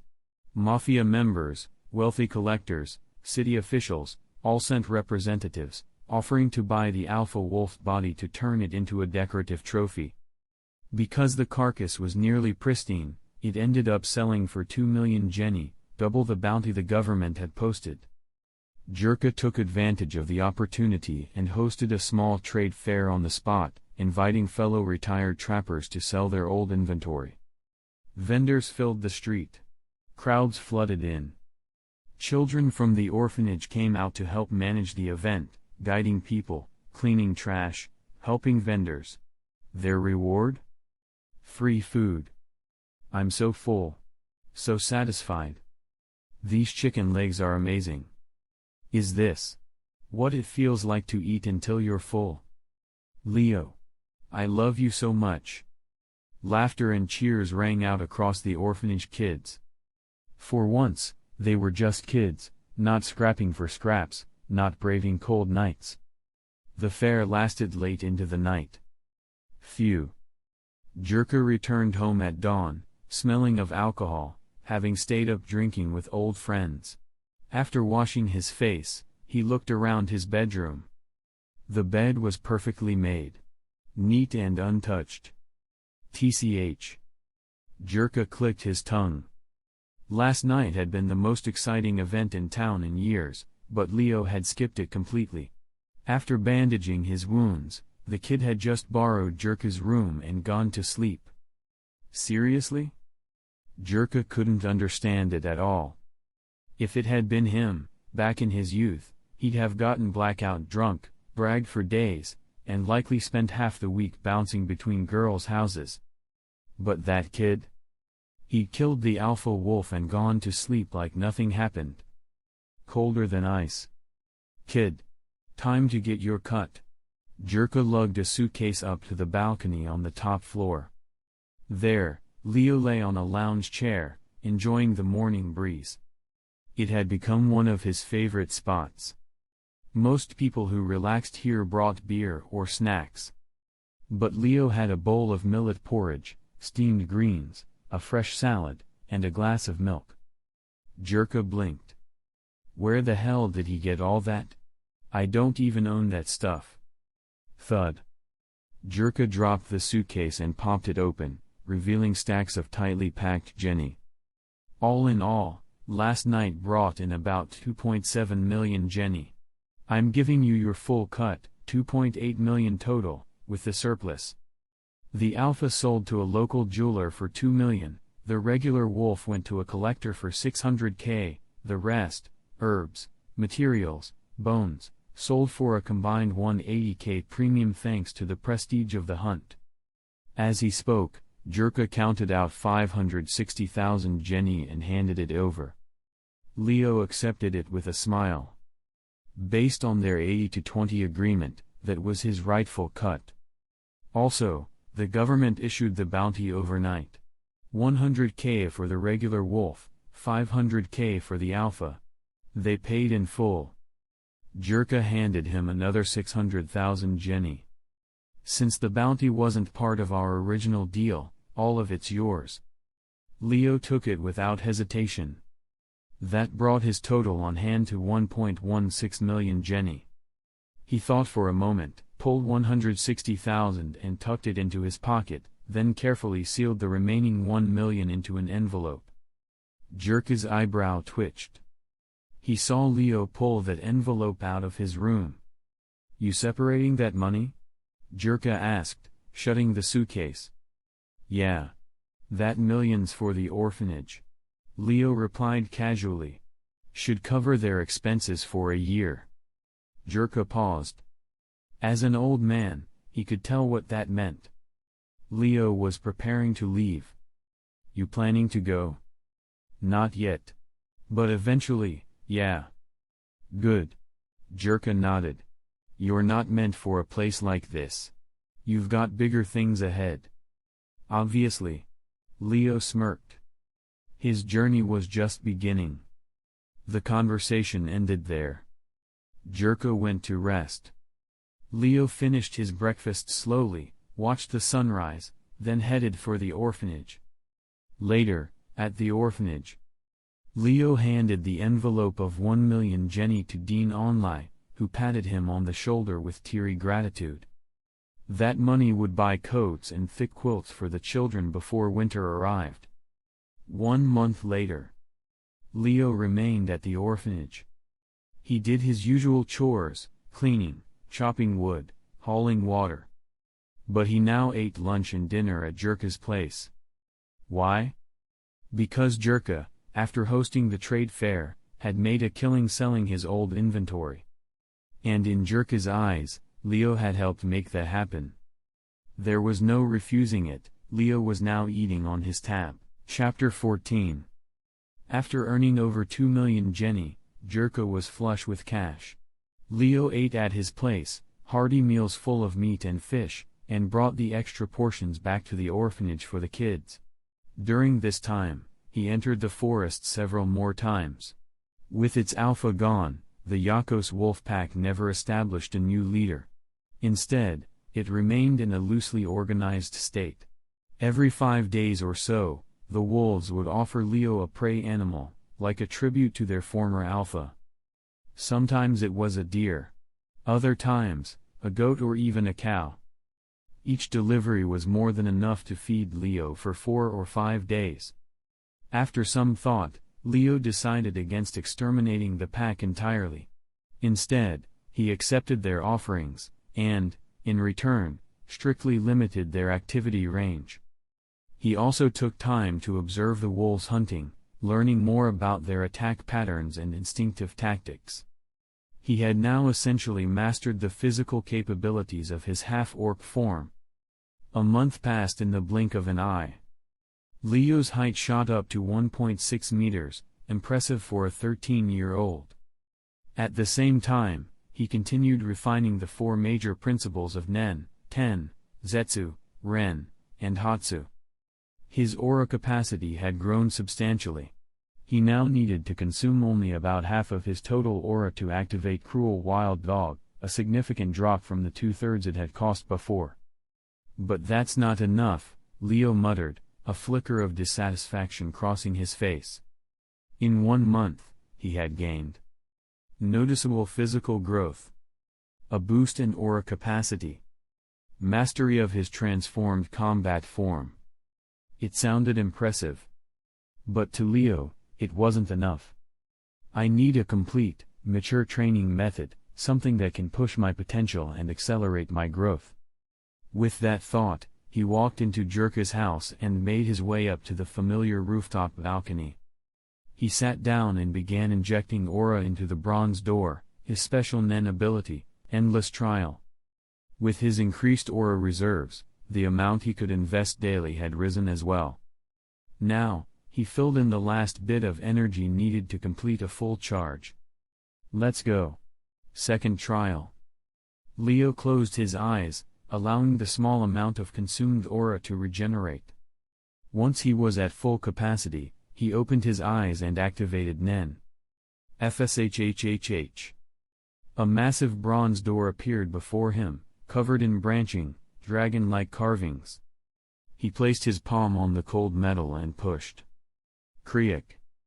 The door groaned open. A wave of blinding white light surged out and swallowed him whole. It felt like a dream, but also like waking up. When Leo regained awareness, he found himself standing in a dojo. Wooden floorboards beneath his feet. Calligraphy scrolls hanging on plain walls.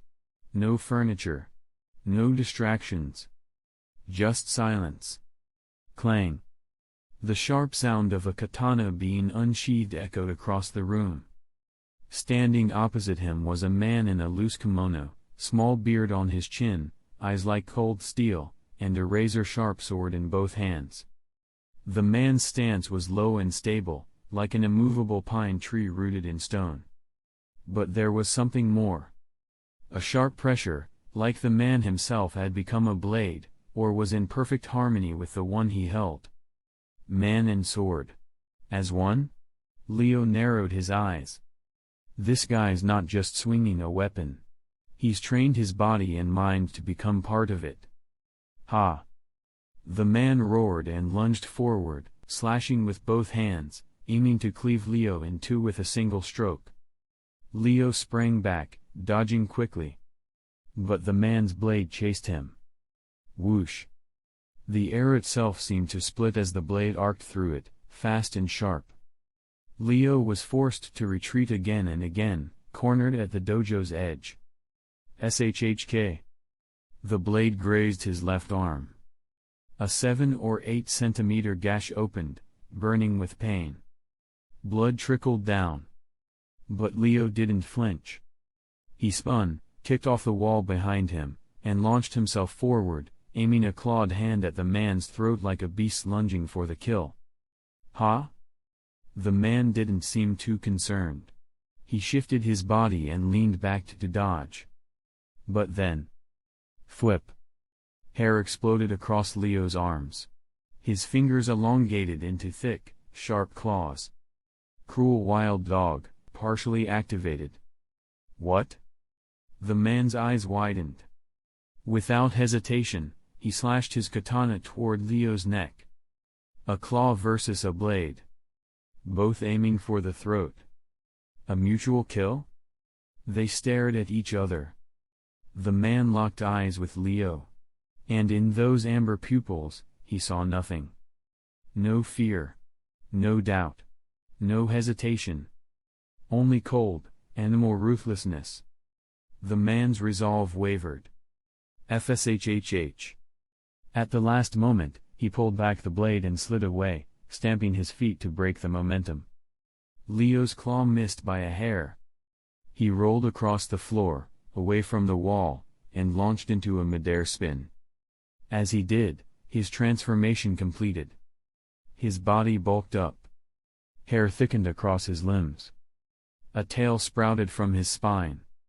When he landed, Leo stood 2 meters tall, a full half-orc, claws glinting under the lights.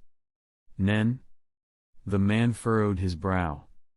He'd seen transformations before. You know about Nen? Leo asked with interest. He hadn't expected the second trial to produce an opponent so lifelike. Where did this man's sword skills come from? His speech? His behavior? Was he real? Or a construct? Leo didn't know. I've fought people like you before. Killed many, the man replied, straightening his stance and tightening his grip. He clearly wasn't interested in chatting. Leo studied him. There was something mechanical about it, like this man was a program, reacting only within preset parameters. And his aura? Leo used Gyo, focusing his aura into his eyes. He looked at the man's body. Wisps of life energy escaped constantly, the unmistakable sign of someone untrained in Nen. Only those who have opened their aura nodes and mastered Ten can retain their life force and keep it from leaking. This man had no such control. He didn't know how to use Nen. Leo narrowed his eyes. Time to end this. Chapter 15. This man may not have Nen, but he's a master of swordsmanship. Nen users aren't automatically superior to ordinary people. I need to stay cautious. Thoughts flashed through Leo's mind as his body relaxed slightly, not in surrender, but like a predator coiling before the pounce.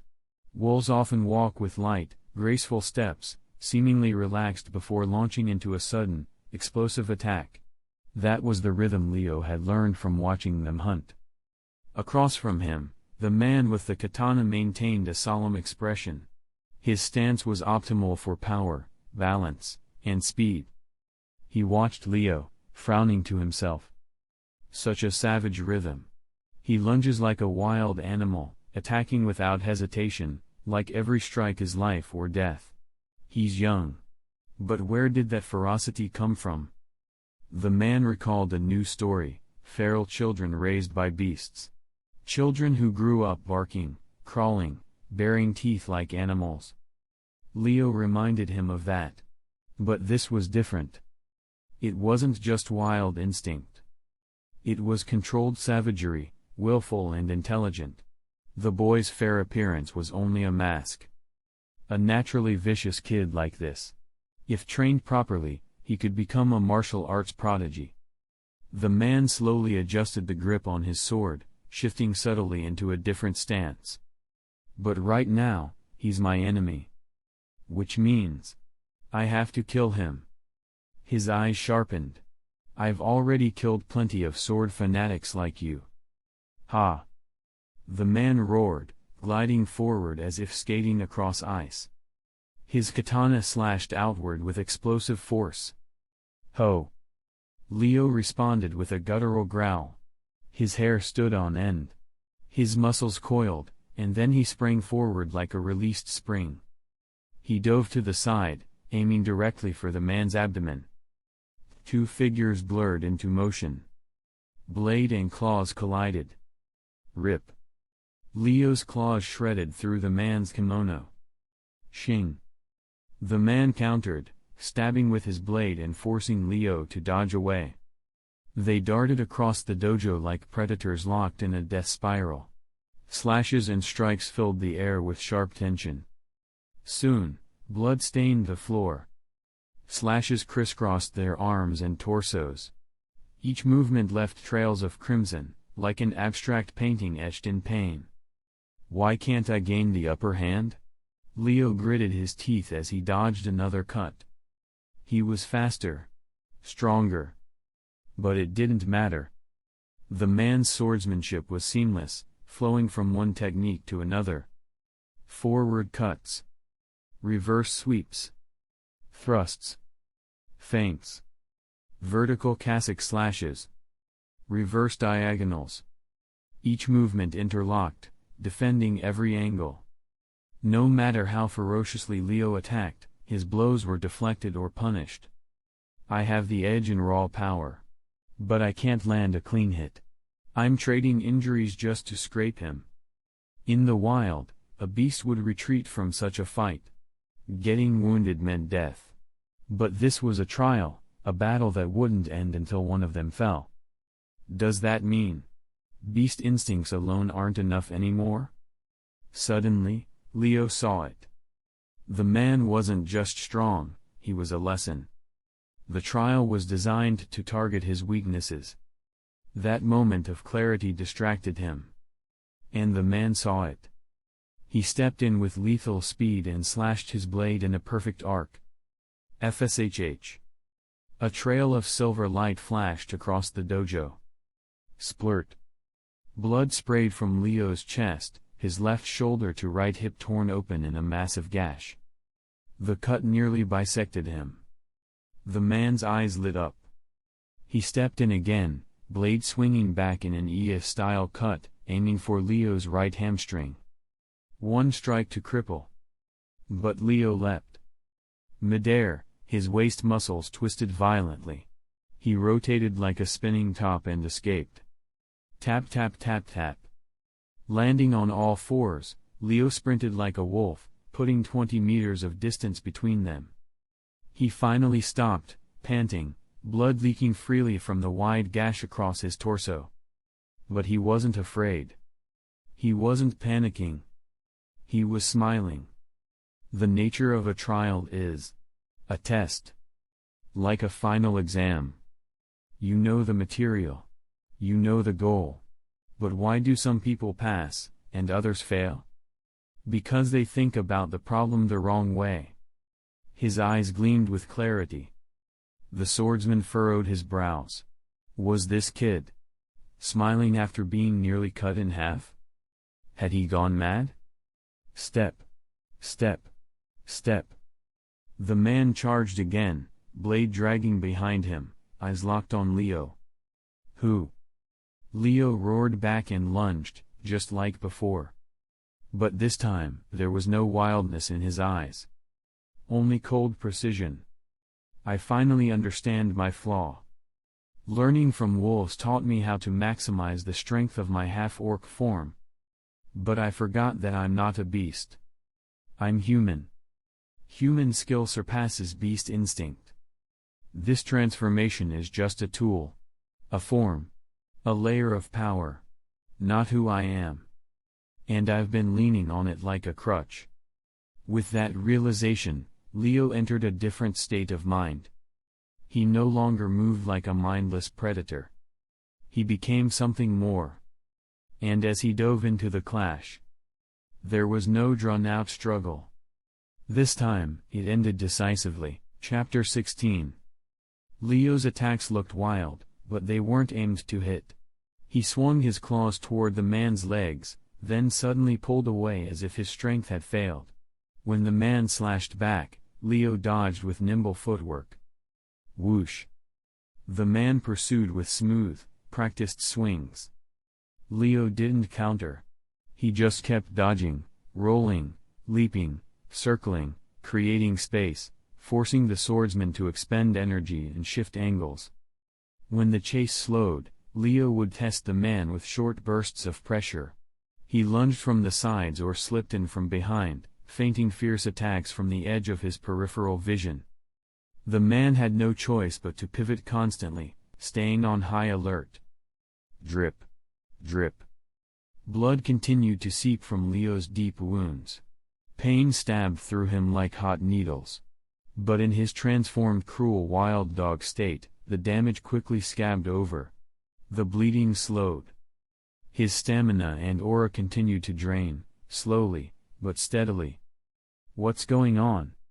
Now it was the swordsman's turn to feel uneasy. He frowned, wary, unsure. Tap. Tap. Tap. Leo circled him with light footfalls, calm and measured. The man tracked him with a guarded stance, body tensed in anticipation. Wait a second. That look in his eyes. The man's brows furrowed. Leo's gaze was no longer wild and frenzied. It was composed, quiet, even thoughtful. He wasn't attacking. He was studying. Leo was analyzing his enemy, every stance, every muscle twitch, every shift in weight. He had finally remembered what set humans apart from beasts. With enhanced strength, speed, endurance, recovery, and Nen-infused aura at his disposal, he didn't need to rush in like a beast. He had the time and margin to learn. To read. To adapt. He wasn't just a creature of instinct anymore, he was a hunter. Patience. That's what I've been lacking. While the man remained on high alert, Leo probed him with false strikes, never committing, always pulling away just before contact. To the swordsman, however, every move looked lethal. He couldn't afford to take chances. No one could gamble when a monster lunged for your throat. He's analyzing me. The man's chest tightened. His pulse quickened. He couldn't believe how quickly the kid's tempo had changed, like a switch had been flipped. He's completely different now. Is he unstable? Possessed? Schizophrenic? The swordsman's focus began to crack under the weight of uncertainty. Whoosh! Leo suddenly lunged forward again, fluid, brutal, convincing. The man reflexively swung, reacting as he trained 1,000 times. But Leo's expression didn't change. The moment the swordsman stepped in, Leo fainted, springing backward over 10 meters in a single bound. The slash missed completely. They locked eyes across the dojo floor. Leo's were calm and steady. The man's were strained and twitching, with sweat sliding down his temple. I see it now. Leo's gaze sharpened. His right shoulder and hip are naturally stronger. All of his momentum draws from those joints. That's why he favors Cossack slashes.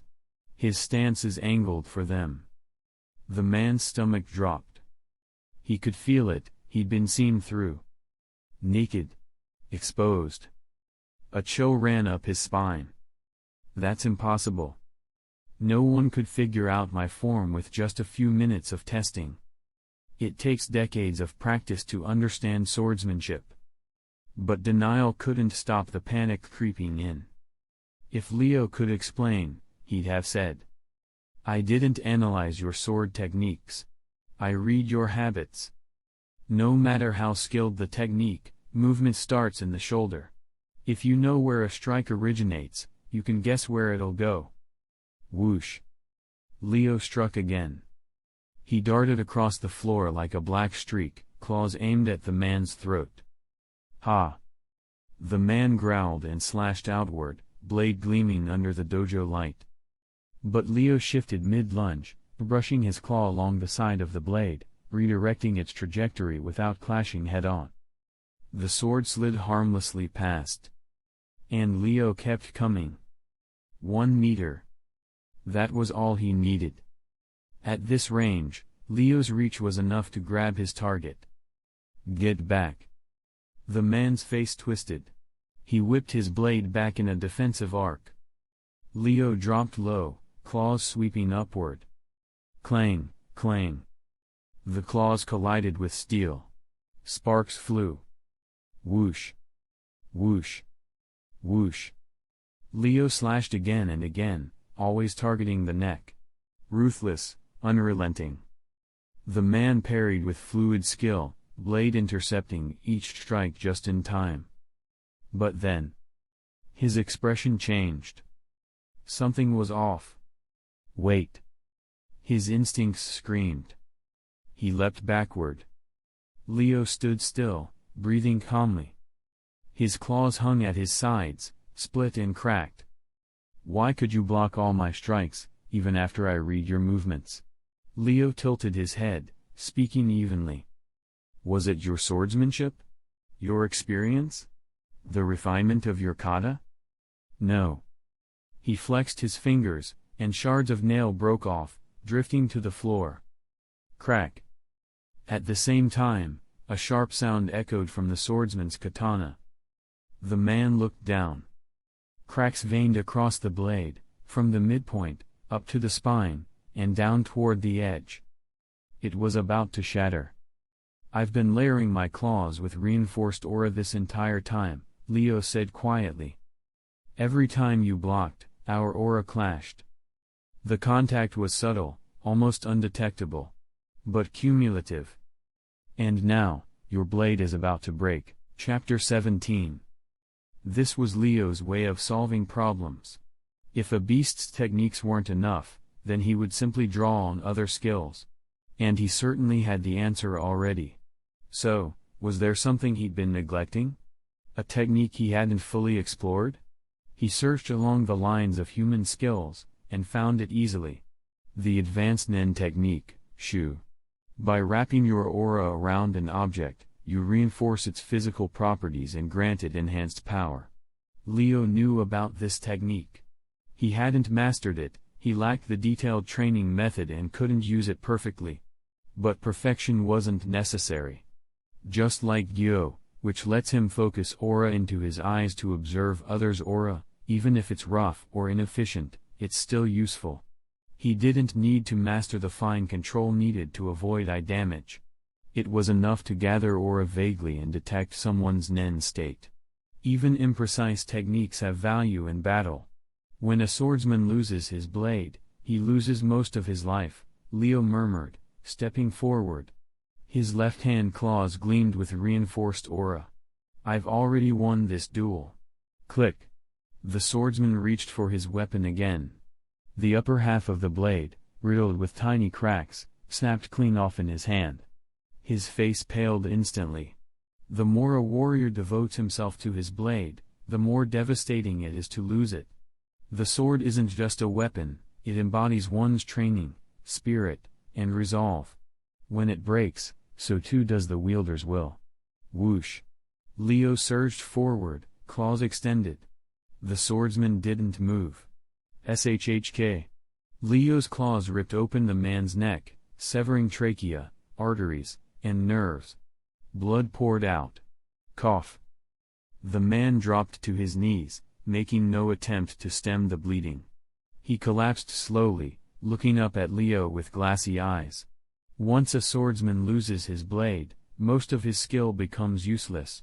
His swordplay, honed over decades, could no longer be unleashed. Leo, though wounded, still had control of his aura, still had strength to spare, and most importantly, still had his weapon. The man knew he'd lost. "You truly were born to kill," he said with faint admiration, gazing into Leo's eyes, so calm, so empty. No joy, no sorrow. Just still water. A quiet, emotionless surface. As if even victory couldn't move his heart. "It's just another trial," Leo replied flatly. "Trial?"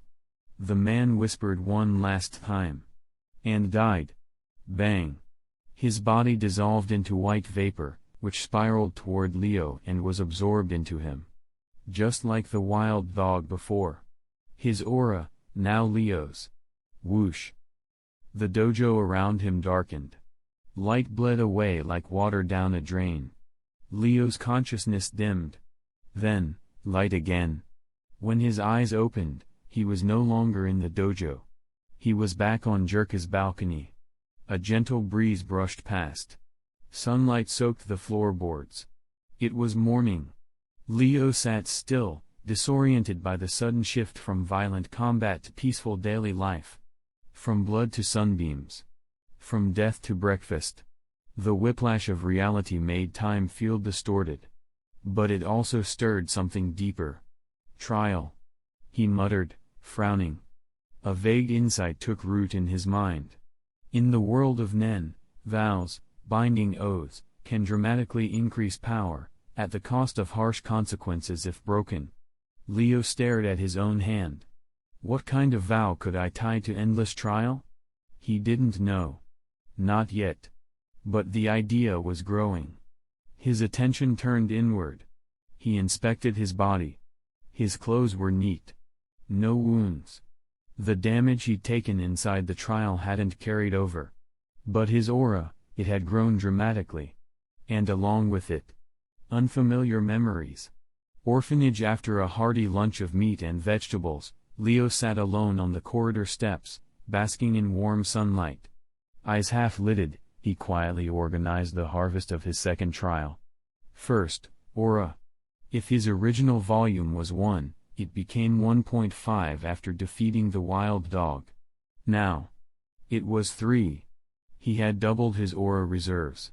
And because of that, the cost of activating Cruel Wild Dog had dropped again, from half his aura to only a quarter. Second, unfamiliar knowledge. Complete mastery of a sword style had been implanted in his mind. Shingen Ryu, a style specializing in feints and counters, balance and precision. Forms, footwork, breathing, target reading, dismemberment points, everything. Even muscle memory. Even the instincts of a veteran swordsman. All now seated within him. All he needed was a little time and effort to awaken it. He sat upright now. Focused. Silent. A dangerous sharpness flickered in his gaze. Like a true swordsman. In the hunter world, despite the prevalence of firearms, sword schools still thrive. To reach the level of that swordsman in the trial would normally require 20 years of training, life or death combat, and battlefield experience. But Leo? He got it from a single battle. A single trial. A single kill. To anyone else, it might sound impossible. Like I gained all this without paying a price, Leo said softly. But the price was already paid. A battle where only one walks out. A cycle that never ends. That was his Nen ability.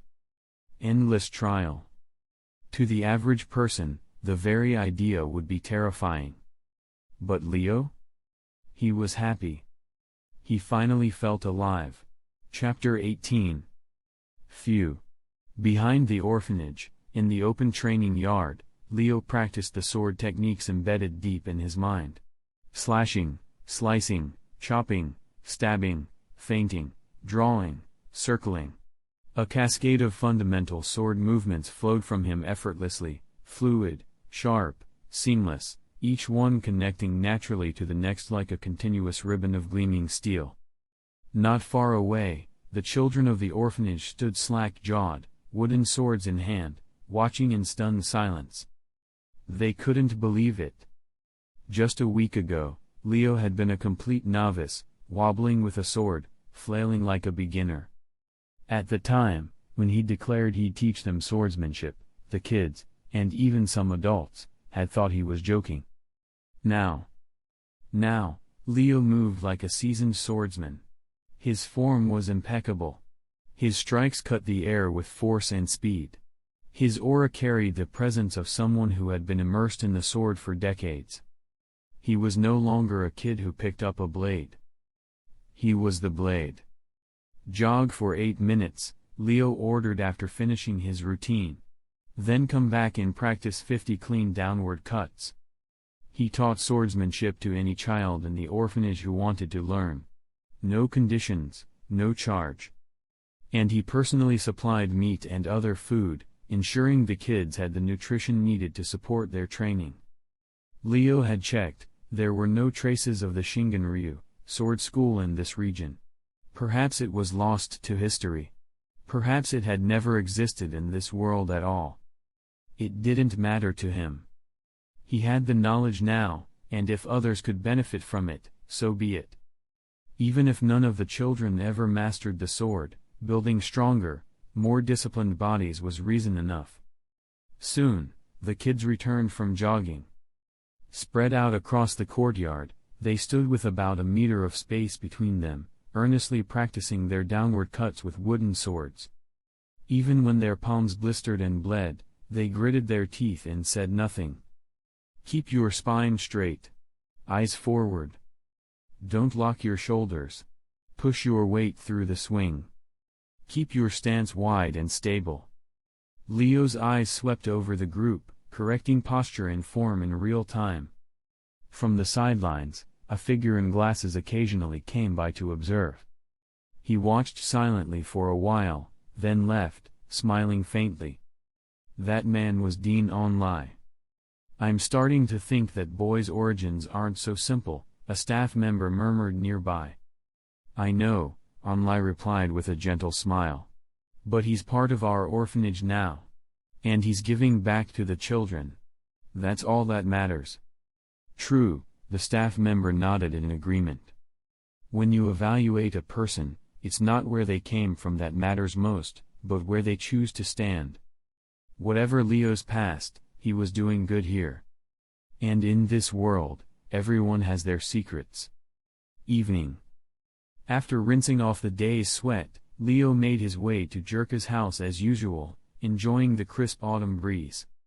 He never went out without his sword now. It had become a part of him. What's for dinner tonight, Jerka? Leo asked as he entered, already comfortable with the routine.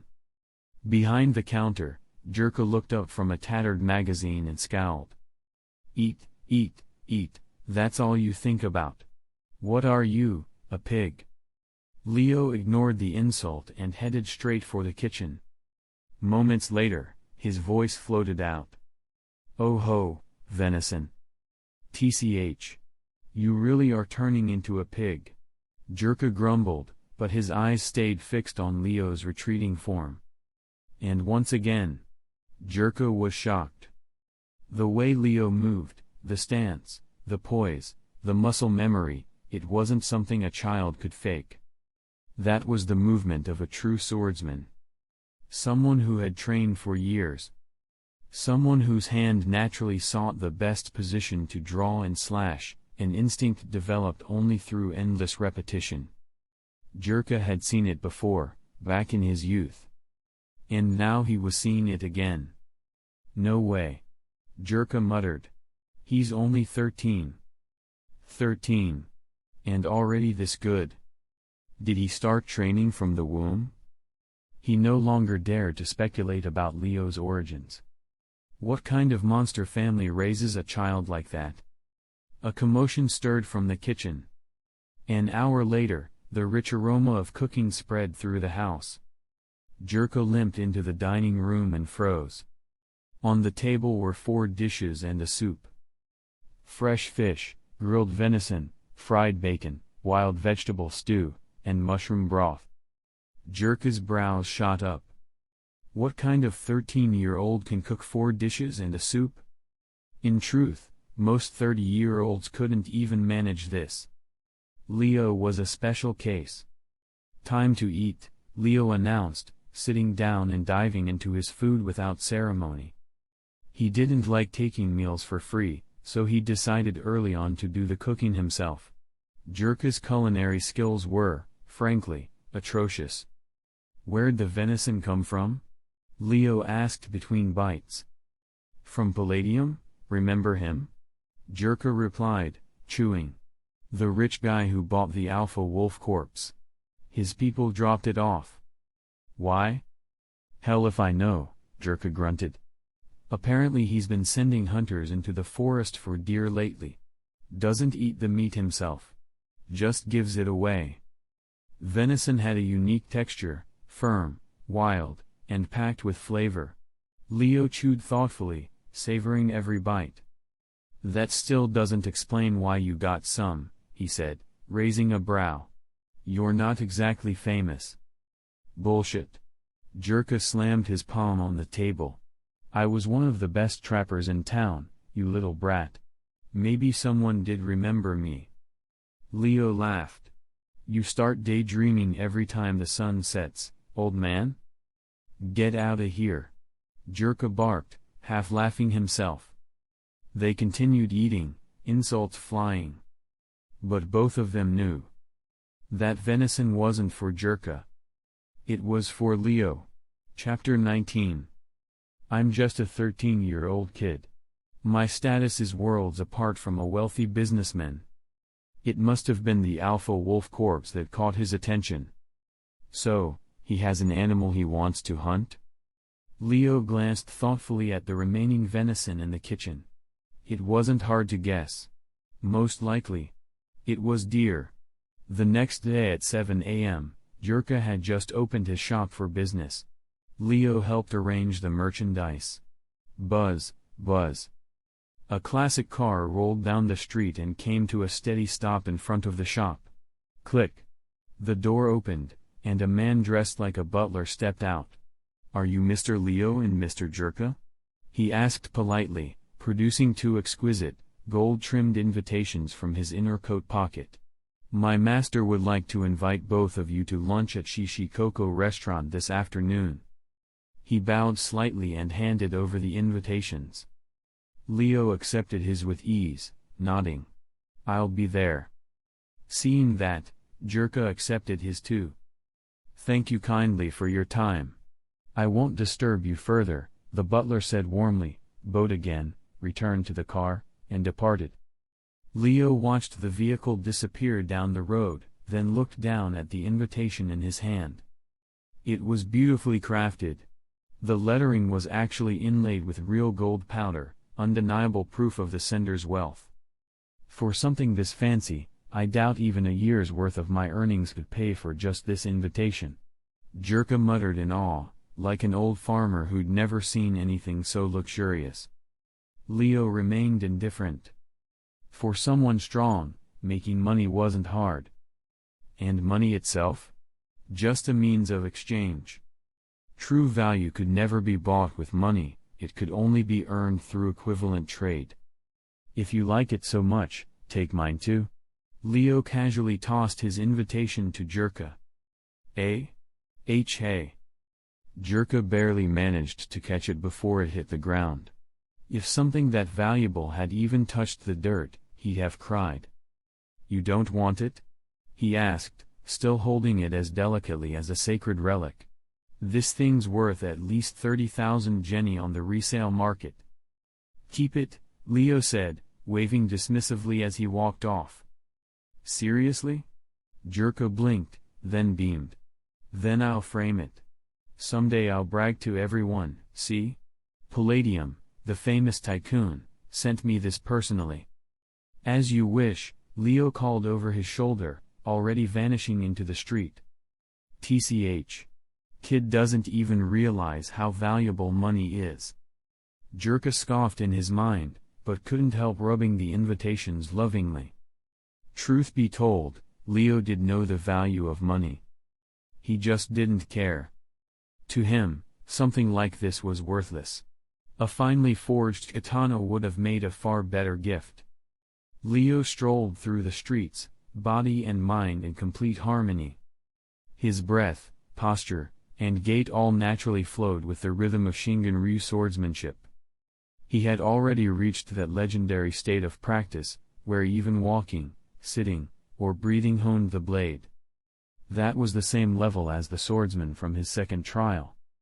A true master of the sword. But even that hadn't been enough in the face of a unique nen ability. "In just 1 week, I've fully mastered all the techniques in my head. At this point, I can rightfully be called a sword master. But the path of the sword doesn't end here." Leo stepped into the forest, continuing his musings. Occasionally, he used his katana to hunt, sharp slashes, clean thrusts. His movements were precise, each strike aimed at the heart or throat. In just 1 hour, he brought down over 10 beasts. After that, he wiped his slightly curled blade clean, sheathed it, and activated Cruel Wild Dog, transforming into his half-beast form. Leading his wolf pack, he went on 3 coordinated hunts in under 30 minutes. Using his claws and amplifying them with Ren-enhanced aura, he tore through prey with brutal efficiency. By the end, he'd secured enough meat for 3 days, and even dragged back a baby elephant all by himself. If anyone from the Hunter Association had witnessed it, they would have been stunned. Even veteran hunters struggled to move freely through the forest. Because Nen was limited. Most couldn't afford to waste their aura. And since many Nen abilities weren't inherently offensive, even skilled hunters often resorted to basic strikes and physical combat. Leo was technically one of them. His Nen, Endless Trial, wasn't an attack-based ability. But he'd survived 2 deadly trials, each one granting him new powers and techniques. Ordinary Nen users gained power through years of steady cultivation. Leo gained it by gambling with his life. In the end, the cost was the same. The difference? Most people with sense wouldn't take that gamble. No matter how strong a swimmer you are, if you fall into a whirlpool, you're done. Even if you win 10 times. All it takes is 1 loss. That's what makes Endless Trial so cruel. But Leo? Leo wasn't normal. If he couldn't keep fighting, keep growing, it would be worse than death. So if he ever failed a trial, he'd rather die anyway. This is what shaped the nature of his Nen: extreme, unyielding, and absolutely relentless. "My swordsmanship is strong. The orc form is strong too," Leo said as he bid farewell to the wolves and dragged several tons of meat through the forest in a vine-woven net. "But these powers can't be used together. They don't fuse. They're separate. Like Ultramantica having a power type and a sky type, but no composite type. Always partial." He furrowed his brow. Since the second trial, he developed a habit of constantly reflecting on his own abilities. And now he'd noticed a critical weakness. He had 2 powers, each impressive. But they couldn't combine. No synergy. Number 1 + 1 = 3. He couldn't unlock their full potential. What can I do to change that? He wandered the forest, thoughts swirling, intuition quietly reaching toward something just out of grasp. He was close to a breakthrough, he could feel it. But first. It's almost noon. Time for lunch. Heading back. Leo turned toward the town, dragging thousands of kilos of fresh meat behind him. To the shocked stares of countless passers-by, Chapter 20. You dragged back this much prey again?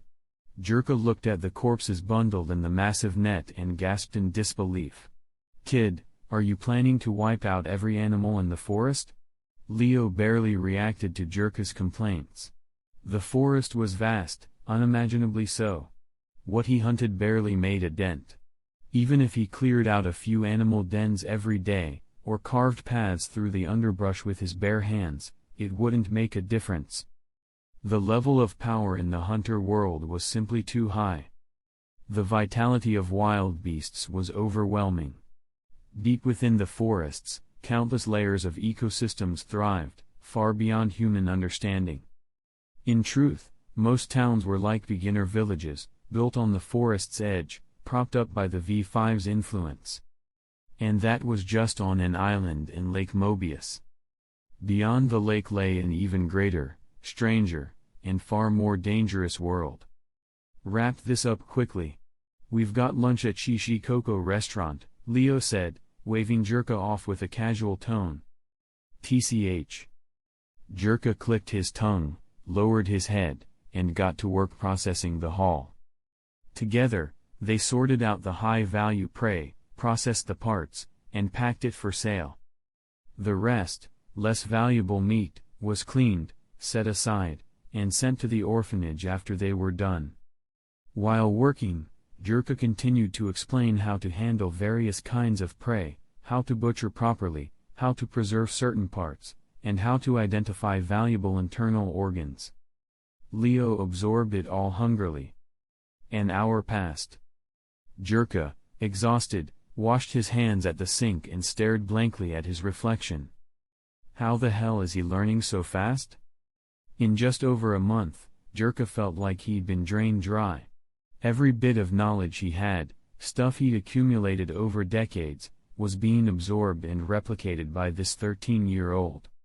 He'd assumed it would take 1 to 3 years before Leo could navigate the forest alone. And now? 1 month in, Leo was coming and going from the forest without assistance. And every time, he returned with a massive haul. Compared to Leo, Jirka felt like his 13-year-old self had been an absolute joke. Damn it.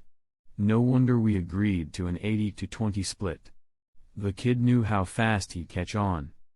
He'd braced himself for a long-term teaching job when he took Leo into the forest that first time.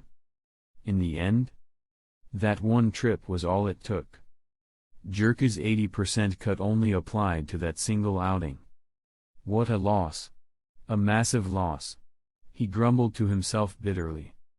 Meanwhile, Leo sent the lower value meat to the orphanage and kept the profits from the high-grade materials. To date, he'd already donated over 5 million jenny to the orphanage in cash. Dean Onlai was deeply grateful. But with each passing day, he felt more certain. Leo's departure was drawing near. Noon, Shishi Coco restaurant. Leo and Jirka, freshly cleaned up and dressed, arrived on time. Welcome, sirs. The butler was already waiting at the door. When he spotted the pair, his face lit up. My master has reserved the venue for today. Please, proceed directly inside. He bowed and opened the door. Leo and Jirka entered. Inside was luxury incarnate. Polished floors glistened under crystal chandeliers. Floor-to-ceiling windows draped with elegant curtains filtered the afternoon light. The tables and chairs were mastercrafted, and a small stage with a piano stood at the center of the space. Around them, the young waitstaff bowed respectfully, hands clasped, greeting the two guests with poised smiles. Hiss. Jirka audibly gasped. He had never been anywhere like this before. Just the chopsticks alone probably cost more than his annual salary. His aura crumbled. Gone was the confident, loud old man, now he was fidgeting like a nervous kid. "Kid. I don't think I belong here," he muttered, leaning toward Leo with an uneasy whisper. "Quit whining." Leo shoved him aside and confidently walked to the center table. Seated there was a man in his 50s. He had pale blonde hair, was slightly overweight, and wore a form-fitting suit with a long beige scarf draped over his shoulders. A gemstone the size of a quail egg glimmered on the ring on his finger. This man reeked of wealth. "Mr. Palladium?" Leo asked as he approached. "That's me," the man replied with a warm smile. "Please, take a seat, Mr. Leo. And Mr. Jerka." His eyes lingered a little on Jerka, who followed awkwardly. Leo pulled out his chair and sat down with perfect ease. Jerka swallowed nervously and sat beside him, checking to make sure his old pants wouldn't dirty the pristine chair. "Do you have any dietary restrictions, Mr. Leo?" Palladium asked, his tone friendly but observant. This boy was obviously 13, yet possessed a calm and presence that defied his age. None of the usual nerves. No discomfort. Everything in this expensive, elite setting, none of it fazed him in the slightest. "Neither of us are picky. We both prefer savory dishes," Leo replied casually. As he spoke, he raised a finger and snapped. A waiter approached instantly, smiling. "Yes, sir? Do you have white wine? I'd like something with a stronger fruit aroma. Also, bring a bottle of brandy for him," Leo said, gesturing toward Jerka. "Certainly, sir." The waiter bowed and left. A short while later, the wine and brandy arrived. Leo waved off the waiter's offer of assistance, poured himself a glass of white wine, and handed the brandy to Jerka. Jerka accepted it blankly, stunned, and reflexively took a few sips. Bam! A surge of strong alcohol slammed into his throat. In seconds, his nerves eased. His posture relaxed. He even leaned back slightly, like a man finally able to breathe again. "Mr. Leo, do you come from an unusual background?" Palladium asked, studying him with interest. His tone was mild, but his gaze was sharp. How could a 13-year-old boy be so comfortable in a high-end Western restaurant? His etiquette, his tone, his familiarity with ordering. Without the influence of a refined upbringing, it would be impossible. There was no doubt in Palladium's mind. This child was not ordinary. Chapter 21. "It's not important," Leo said, taking a sip of white wine, a nostalgic look in his eyes. In his past life, he'd always preferred light, fruity alcohols. "Really, it's not important at all." Palladium gave a polite smile and didn't press the issue. He simply waved toward the distant kitchen and said, "Please inform the chef, our guests prefer savory flavors. Begin preparing lunch." A waiter bowed respectfully and headed off. Not long after, the pre-meal bread was served. Leo ate slowly, though his appetite had grown astonishingly large, twice that of an average adult. He ate 5 meals a day. A bit of bread wasn't even enough to get caught between his teeth. Jerka, seated beside him, nervously followed Leo's lead and nibbled at the bread. "Mr. Leo, I believe you've already guessed why I invited you here today," Palladium said with a smile. His tone remained respectful despite Leo being a boy a fraction of his age. "To hunt something," Leo replied simply. "That's my specialty." "Correct. A deer, specifically, the used deer," Palladium said. "Used deer?" Leo's eyes narrowed slightly. Beside him, Jerka froze. "Isn't that a myth?" "A legend, yes," Palladium admitted. "But also very real." His tone grew serious. "When I was young, I saw one with my own eyes, far off, deep in the mountains. That elegant figure is still etched into my memory." Jerka looked stunned. He'd heard of the used deer, also known as the ghost deer, but always dismissed it as folklore. Palladium turned back to Leo.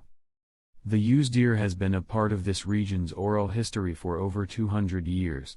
It's said to appear only during extreme winters, glowing faintly cyan, with antlers resembling radiant, luminous branches. It is said to command snowstorms and bring death with it. He shared the full tale, knowing Leo wasn't local and might not be familiar. Leo listened attentively, quietly interested. From the origin of the legend, to historical sightings, to records of entire villages being wiped out after its appearance, Palladium laid out everything he knew. The last recorded sighting was 70 years ago. Most of those who remembered it were long dead. But the records still existed. Palladium's goal was simple: to hire Leo to hunt the used deer and bring back its luminous antlers. The offer, 50 million genii. But Mr. Palladium, Jirka interjected, frowning. According to the legend, the used deer only appears during brutal winters. Why are you so sure it'll show up this year? And why Leo? You could afford to hire an entire army of hunters, why just him? Leo looked up at Palladium, waiting for the answer as well. Because this year, the white angel bird has arrived. Palladium's tone was calm but firm. This bird only migrates when the extreme western cold current reaches this region. That cold wave comes once every 20 to 30 years. And the last time I saw the used deer, it was during the same kind of winter, when the angel bird came. He paused, then looked directly at Leo. And as for why I chose Mr. Leo, it's because I know you can use Nen. Palladium's eyes held a strange mixture of reverence and determination. A 13-year-old boy hunting down an alpha wolf. That's not something normal people can do. He leaned in slightly. Normal people wouldn't even be able to see the used deer, let alone hunt it. The weather alone would stop them. But a strong Nen user might stand a chance. Palladium smiled. That's why I came to you, Mr. Leo. That answered everything. Leo nodded after a moment of thought. All right. I'll give it a try. Thank you. Truly. Palladium let out a deep sigh of relief, a genuine smile lighting up his face. The extreme western cold wave is rare. I'm already 58. I won't live long enough to see it again. Jirka stayed quiet. Since Leo had accepted, there was nothing more to say. The business concluded, they finished their meal and stood to leave. Before they exited the restaurant, the butler approached and handed them 6 meal vouchers. With these, you can enjoy a full chef's course meal here, anytime, he said. A small gift from Mr. Palladium. Leo and Jirka accepted them without ceremony. For someone like Palladium, this was nothing. Outside the restaurant. After leaving, Leo went straight to Jirka's house to begin packing supplies for the mountains. Wait, you're leaving now? Jirka blinked. It's still autumn. Winter's at least 2 months away. I'm not used to staying here, Leo said calmly. Jirka was stunned. Not used to it. He watched, confused, as Leo packed his gear and turned to leave. Jirka, Leo called from the doorway, send supplies to me every half-month. I'll give you prey in return. All right, Jirka nodded after a pause. Then see you, Leo said with a grin and walked away. Jirka watched his back disappear, frowning deeply. Into the forest. Leo left town, passed through thick woods, and by dusk, arrived at a remote mountain deep within the forest. He picked a sturdy tree, climbed up, stashed his gear in the branches, and used his backpack as a pillow. The mountain air was fresh and crisp. Silent. Only the occasional bird call or insect hum broke the stillness, and even those came and went like whispers in the dark. There was no sign of human presence. No chimneys. No voices. No soft beds or heated water. Only raw, untouched wilderness. And Leo? He was elated. Not anxious. Not uneasy. Excited. This unknown, unfamiliar environment thrilled him. Towns were too safe. Too predictable. Sword practice once a day. Meditation once a day. That was it. Here in the wild, he could truly breathe. Living meant something again. It was like taking off a set of clothes 2 sizes too small, and finally being free to move. Hey hunters! Another quick break again. Hope you're enjoying this fanfic. Let's dive back in. Chapter 22. Trial. Leo sat in silence, the thought lingering in his mind. His understanding of the concept of oaths was beginning to take shape. Half a month later, Leo continued wandering through the mountains, sometimes wielding his sword, sometimes transforming into a half-beast, unleashing his instincts freely. He studied how animals survived in the wild. Every time he discovered a new edible plant, he'd celebrate like a child. His clothes had long since been torn and discarded.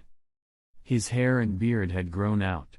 His once fair skin was streaked with grime. But his eyes still gleamed with a vivid, wild light. By the time the supply drop date arrived, Leo looked like a primitive wildling, barely covered by a cloth tied around his waist, the rest of his body bare and lean. But Leo didn't care in the slightest. Every day, he continued to charge the bronze door with aura.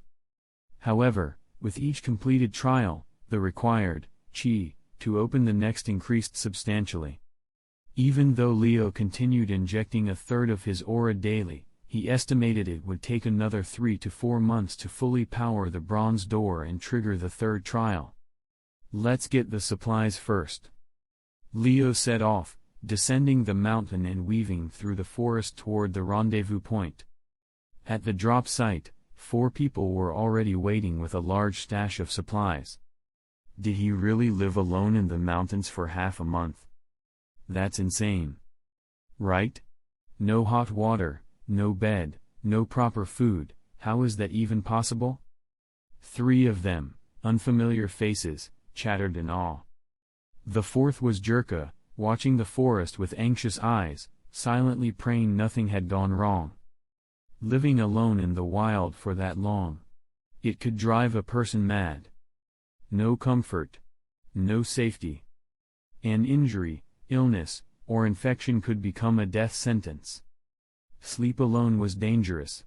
No shelter meant exposure to cold, insects, and beasts. In the wild, you lived with death constantly at your side.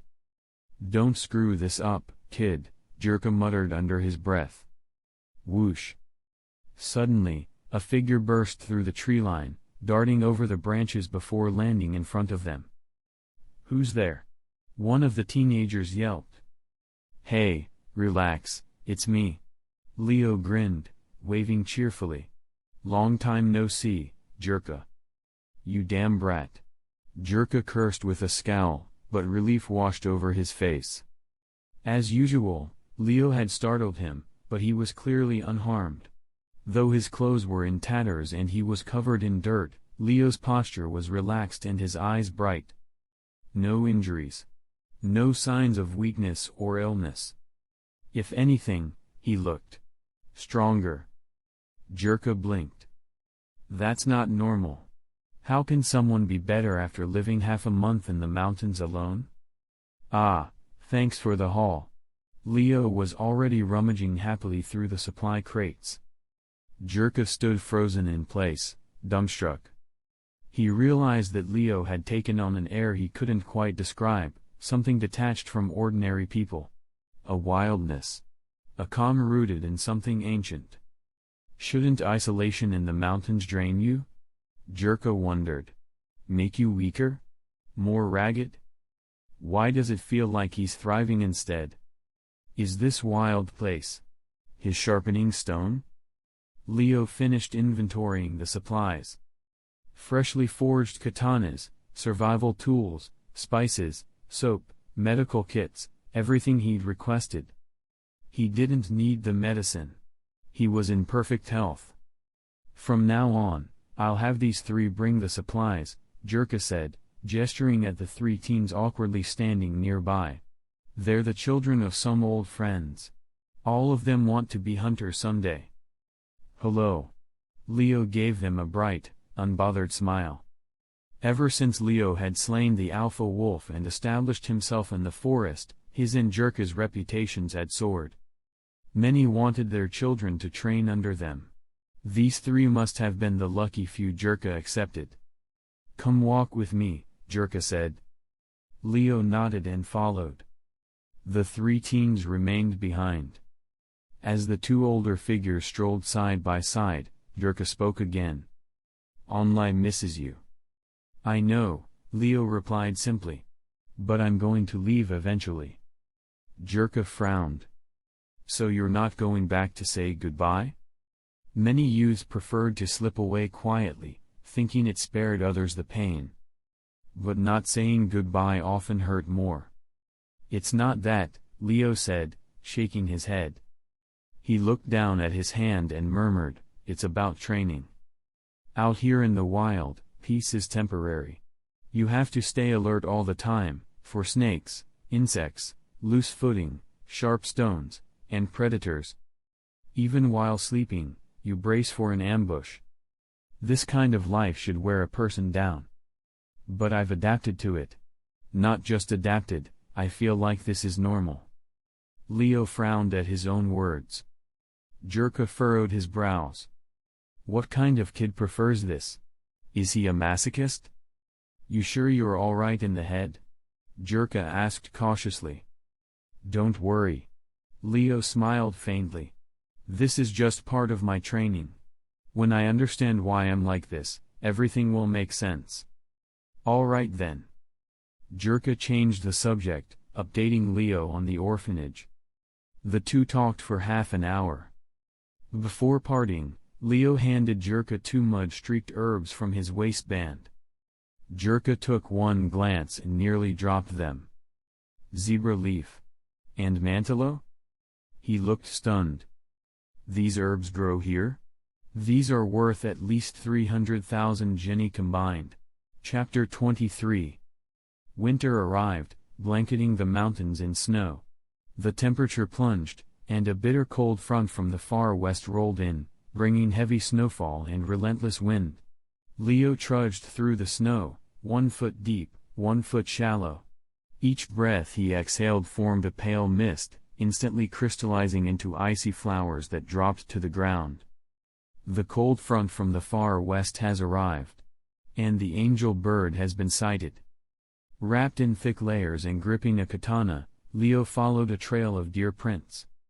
And now? Where's the used deer? They say when the used deer appears, it draws all other deer to it. It's the king of the herd. So if I track the herd, I should find the used deer. Leo climbed to the top of a slope and scanned the distance.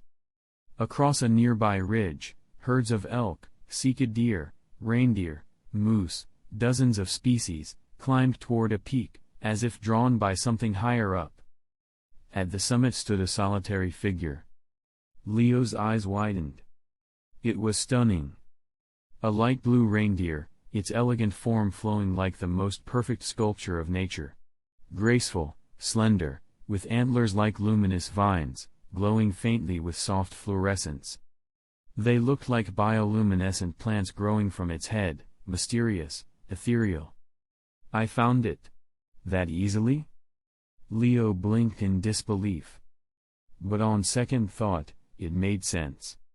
He was over 10 kilometers from town, deep in a remote, snow-covered mountain range where only powerful beasts could survive. The biting cold and closed roads meant no average person would venture this far. Leo only managed it by constantly reinforcing his body with aura. All right then, used deer.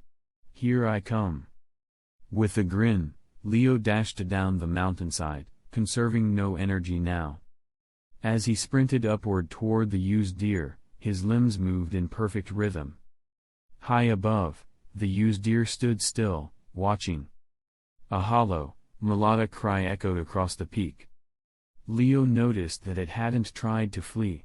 On the contrary, it waited for him. Confident, aren't you? Leo narrowed his eyes and pushed forward, passing groups of common deer who glanced at him but didn't flee. Soon, he reached the upper slope, less than 200 meters from the used deer, when he stopped abruptly. Huh? His eyes sharpened. The temperature dropped again. It's not from the elevation, this drop is coming from you. So your aura has a chilling effect. You can manipulate cold? Leo's eyes lit up with excitement. He slowly drew his sword. Shing! A gleaming silver edge flashed as his blade left its scabbard. The used deer let out a soft call. The deer surrounding it immediately turned toward Leo and charged. Thud! Thud! Several moose galloped at him, antlers lowered like spears. Leo sidestepped to the left, weaving between them, his blade flicking once. Slash! A spray of hot blood splattered the snow, and froze midair, falling as pink crystals. Two moose dropped behind him, their throats cleanly cut. Thwip! Without turning, Leo thrust his sword backward. The third moose, just about to charge again, was struck directly through the eye and collapsed, lifeless. This is annoying. Leo flipped the frozen blood off his blade and narrowed his eyes. Before him stood nearly 200 deer. Below, hundreds more continued to climb. The used deer was commanding them. It can control the herd? And the closer I get, the colder the air gets. The biting cold slows my movements. And this wall of deer is blocking any direct approach. Am I supposed to cut through them one by one? Leo frowned. That would destroy my blade before I reach it. Metal gets brittle and cold like this. Unless... Leo's eyes brightened. What if I don't use my sword? He glanced down at his fingers. What is swordsmanship, really? It's just a refined method of using sharp weapons to kill efficiently. He flexed his hand. My claws are sharp weapons too.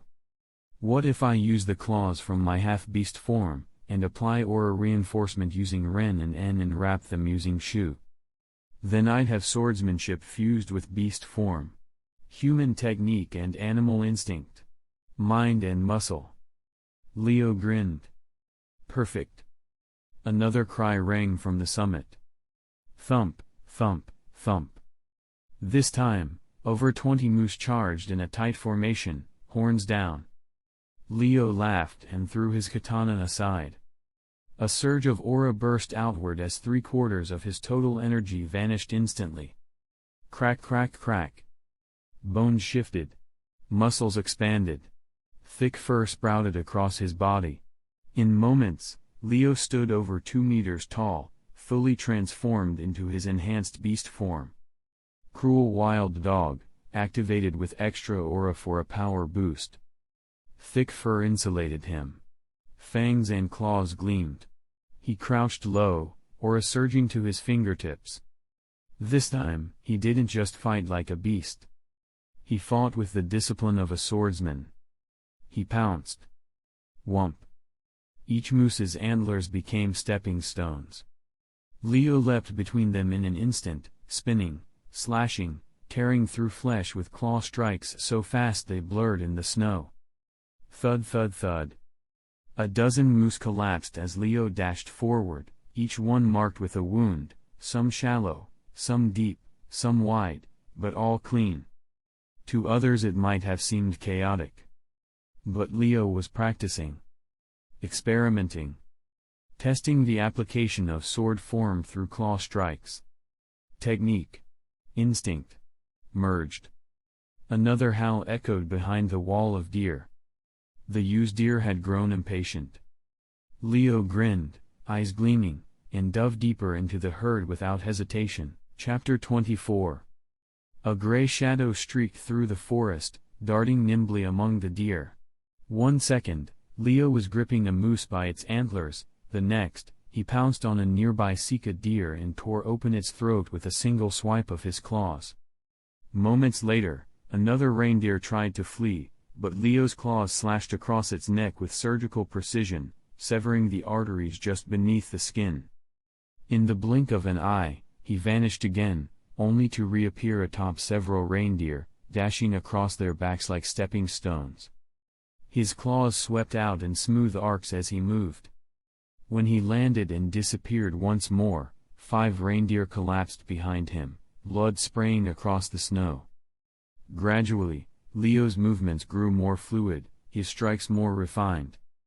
His claws no longer looked like bestial weapons, they moved like finely honed swords, slicing, stabbing, sweeping. Every motion was pure swordsmanship. It was surreal. Unreal. A sword is a sword. How could claws count as bladed weapons? How could claws be used to perform legitimate sword techniques? To the average person, that's absurd. If it were that easy, there'd be no reason for sword schools to exist. If a blade is a blade, then why not use a butcher's cleaver and be done with it? But Leo did it. By combining the instincts of his cruel wild dog form with the master-level Fei Wu-style swordsmanship burned into his memory, he forged something new, a stunning fusion of technique and savagery. That transformation prompted him to begin dismantling and reshaping the Fei Wu style. He wove it together with the offensive patterns of the half-beast form, gradually forging a new sword style of his own. Sanhua, Moon's Shadow. Leo's movement turned graceful, his hands tracing upward like a lover's touch as he passed 3 elk. PFFT, 3 gouts of blood burst from their lower jaws as they fell. Miguang, Gentle Split. He brought his claws together, crossed them, then violently ripped them apart left and right. Slash, 2 moose ahead of him were struck across the face, their eyes bursting, their skulls torn. Yo! Yo! The used deer cried out in alarm. It had never seen a human this strong. It watched helplessly as the one under its command fell like wheat before a sickle. It panicked and ordered all the remaining deer to charge. They swarmed forward like a tidal wave, hoping to crush Leo beneath their hooves. Whoosh whoosh whoosh. But Leo was too fast, too agile.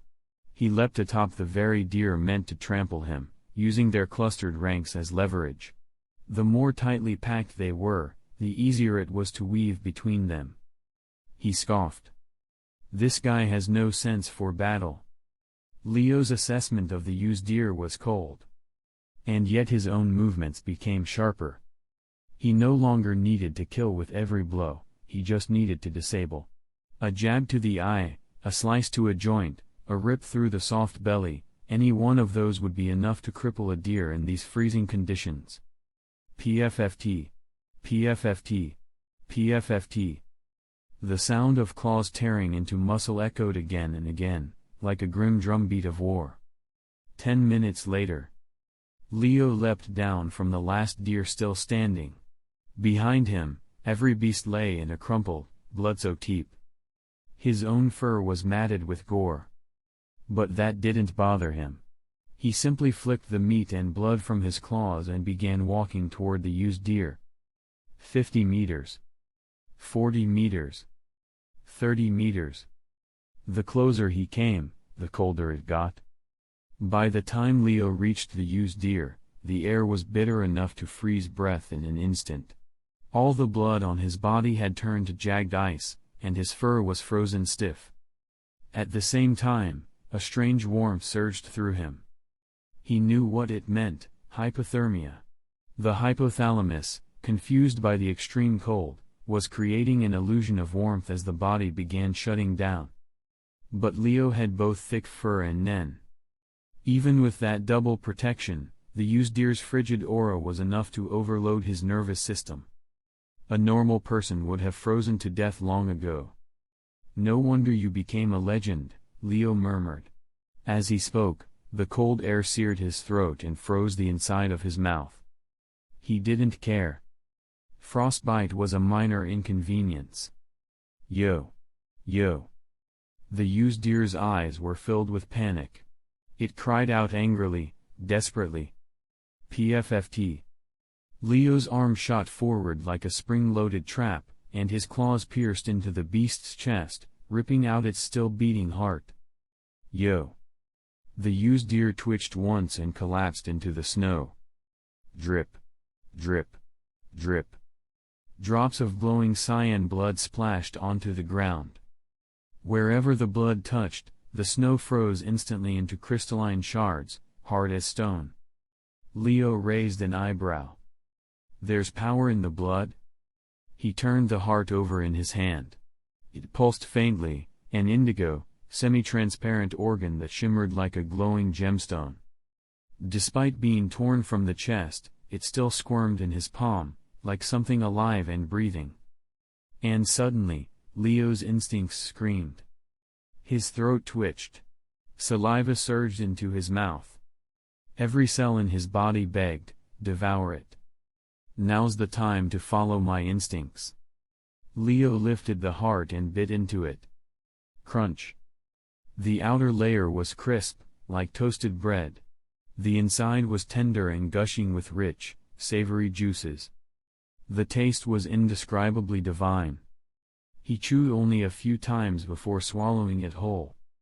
Immediately, a cool sensation spread from his gut through every vein in his body. Eh?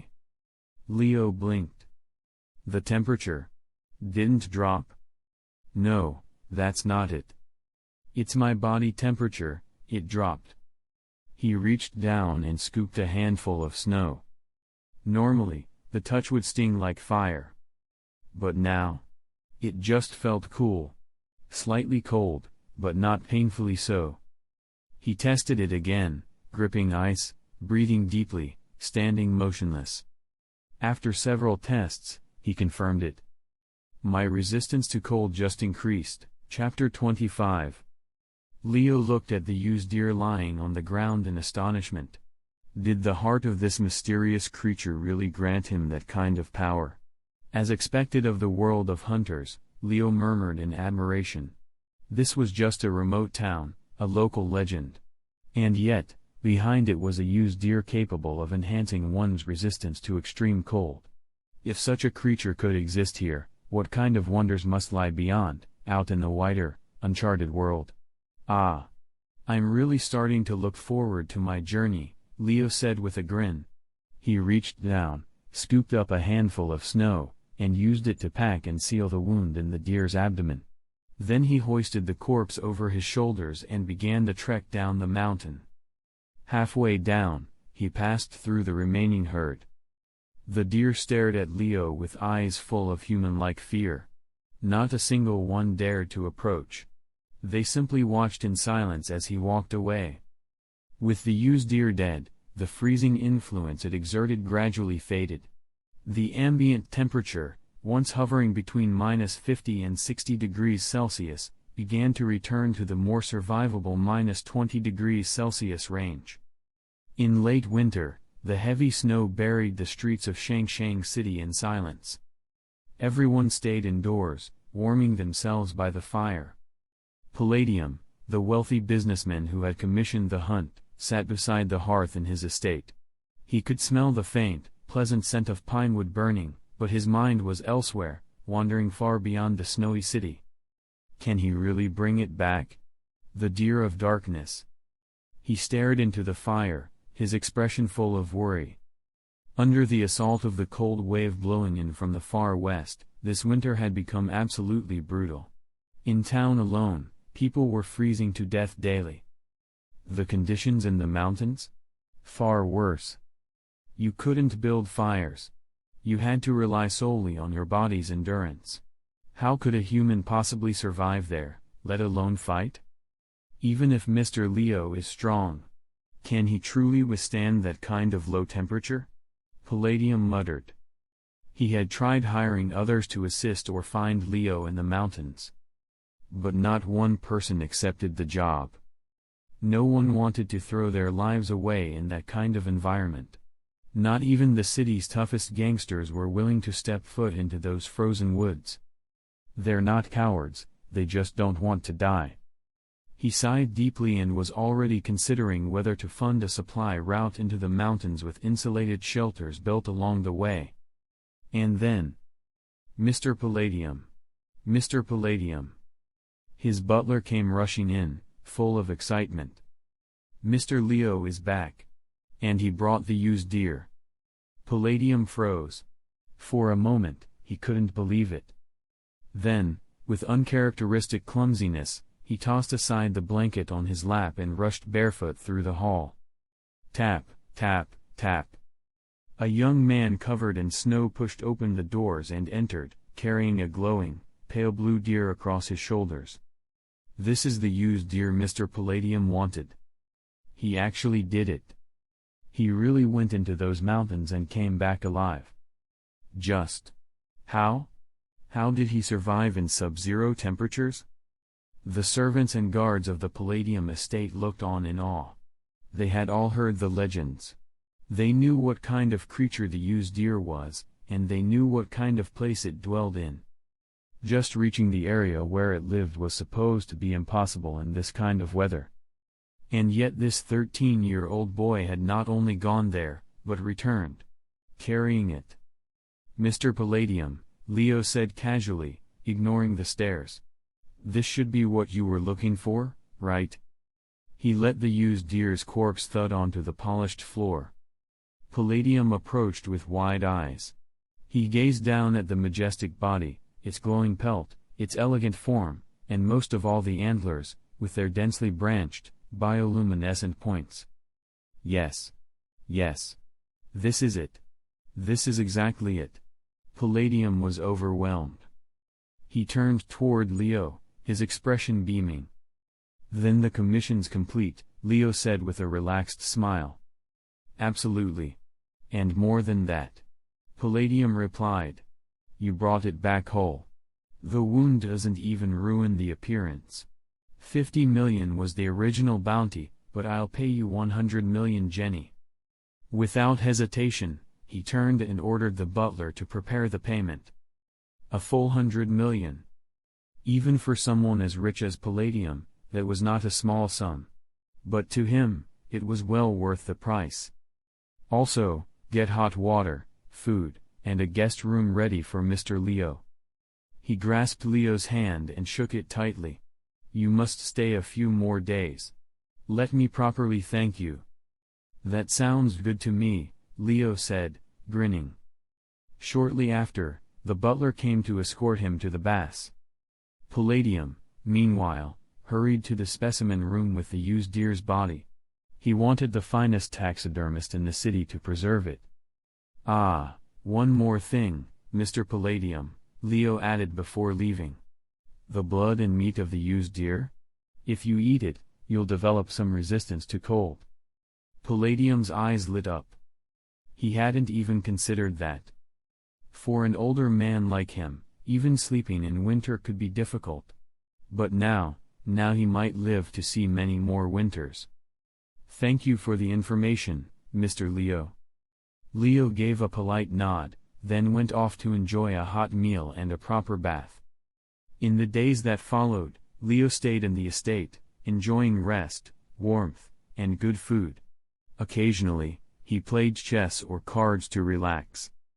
The wind outside howled. Snow piled up on rooftops and streets. Temperatures dropped to nearly -30 degrees Celsius. But Leo? He walked through the courtyard barefoot, wearing nothing but shorts and a thin cotton shirt. To anyone watching, it was insanity. To Leo, it was comfortable. "The cold resistance from the used deer really is incredible," he muttered with satisfaction. Even cold showers now just felt refreshing. Palladium had tried eating part of the deer's blood and meat as well, but the effect wasn't quite the same. He felt warmer, yes, and had started sweating at night. But that was all. Apparently, the true power lay in the heart. Chapter 26. 100 million Jenny, cold resistance. This harvest is surprising. Leo stood in the backyard of Palladium's house, gazing into the distance with a thoughtful expression. "I've been planning this all along. I spent 4 months in the mountains to hunt the used deer. For these 4 months, I rose at sunrise and rested at sunset. Facing the harsh natural environment and fighting various beasts every day, both my aura and Nen have grown significantly, Leo murmured to himself. At this moment, a dense mist of white aura surrounded his body. This was his 4 months ago, the aura wrapping around his body was just a shallow stream. Now, it had become a rushing river. If we were to quantify it, his aura 4 months ago would have been around 3, and now it had reached 5. Compared to when he first awakened Nen, the energy volume had increased 5-fold, from 1 to 5. This is the result of my consistent training and the daily use of 10, Leo said with a slight smile, feeling proud of his progress. He had never slacked off. And there have been other gains as well. Leo ended his walk for the day and returned inside. He entered the room assigned to him, shut the door, locked it, and stood in the center of the space. Swish. A quarter of his aura vanished instantly. Crack.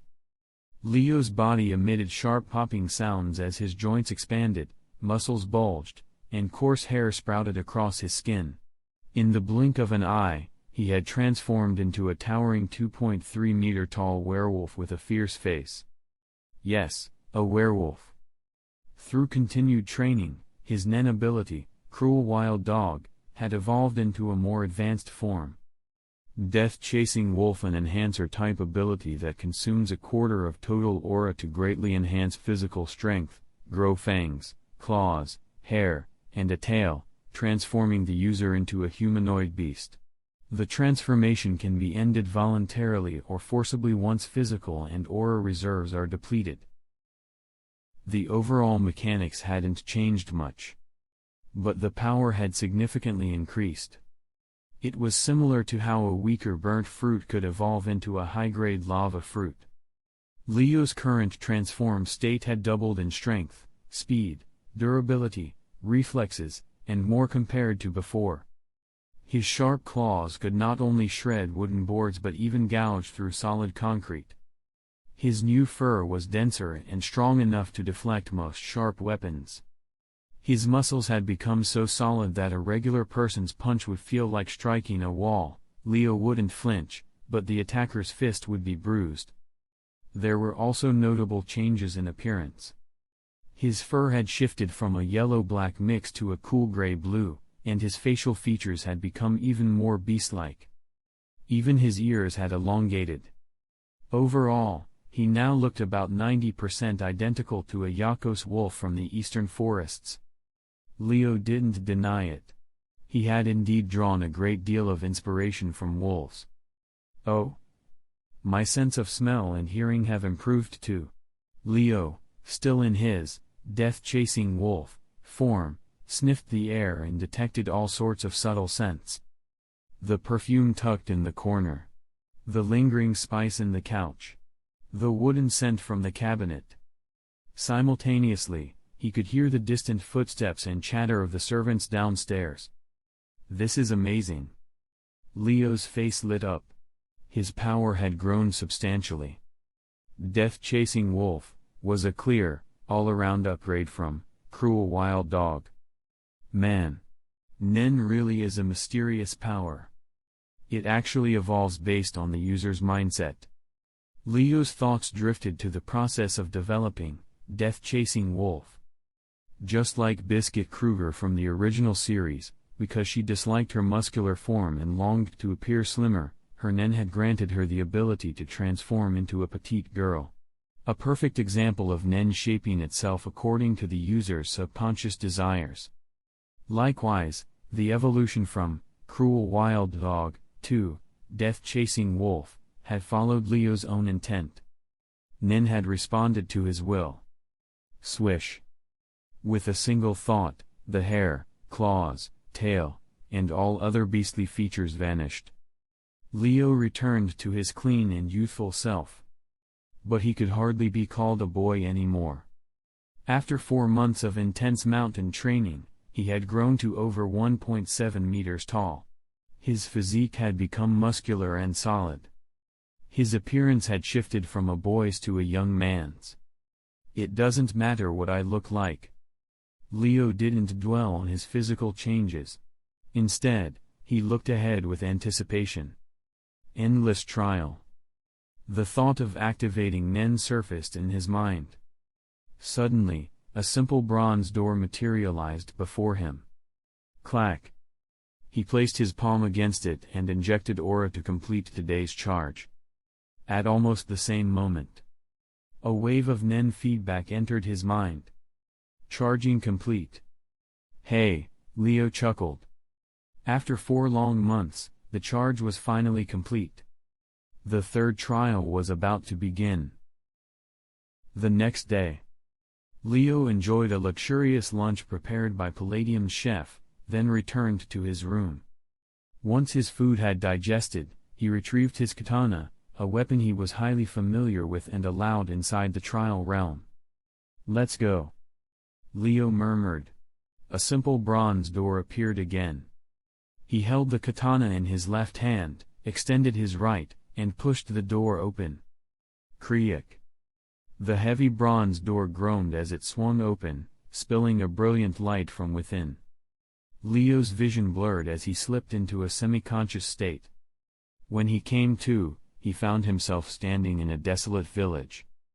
Dilapidated houses. Moss-covered stone steps. Cracked walls.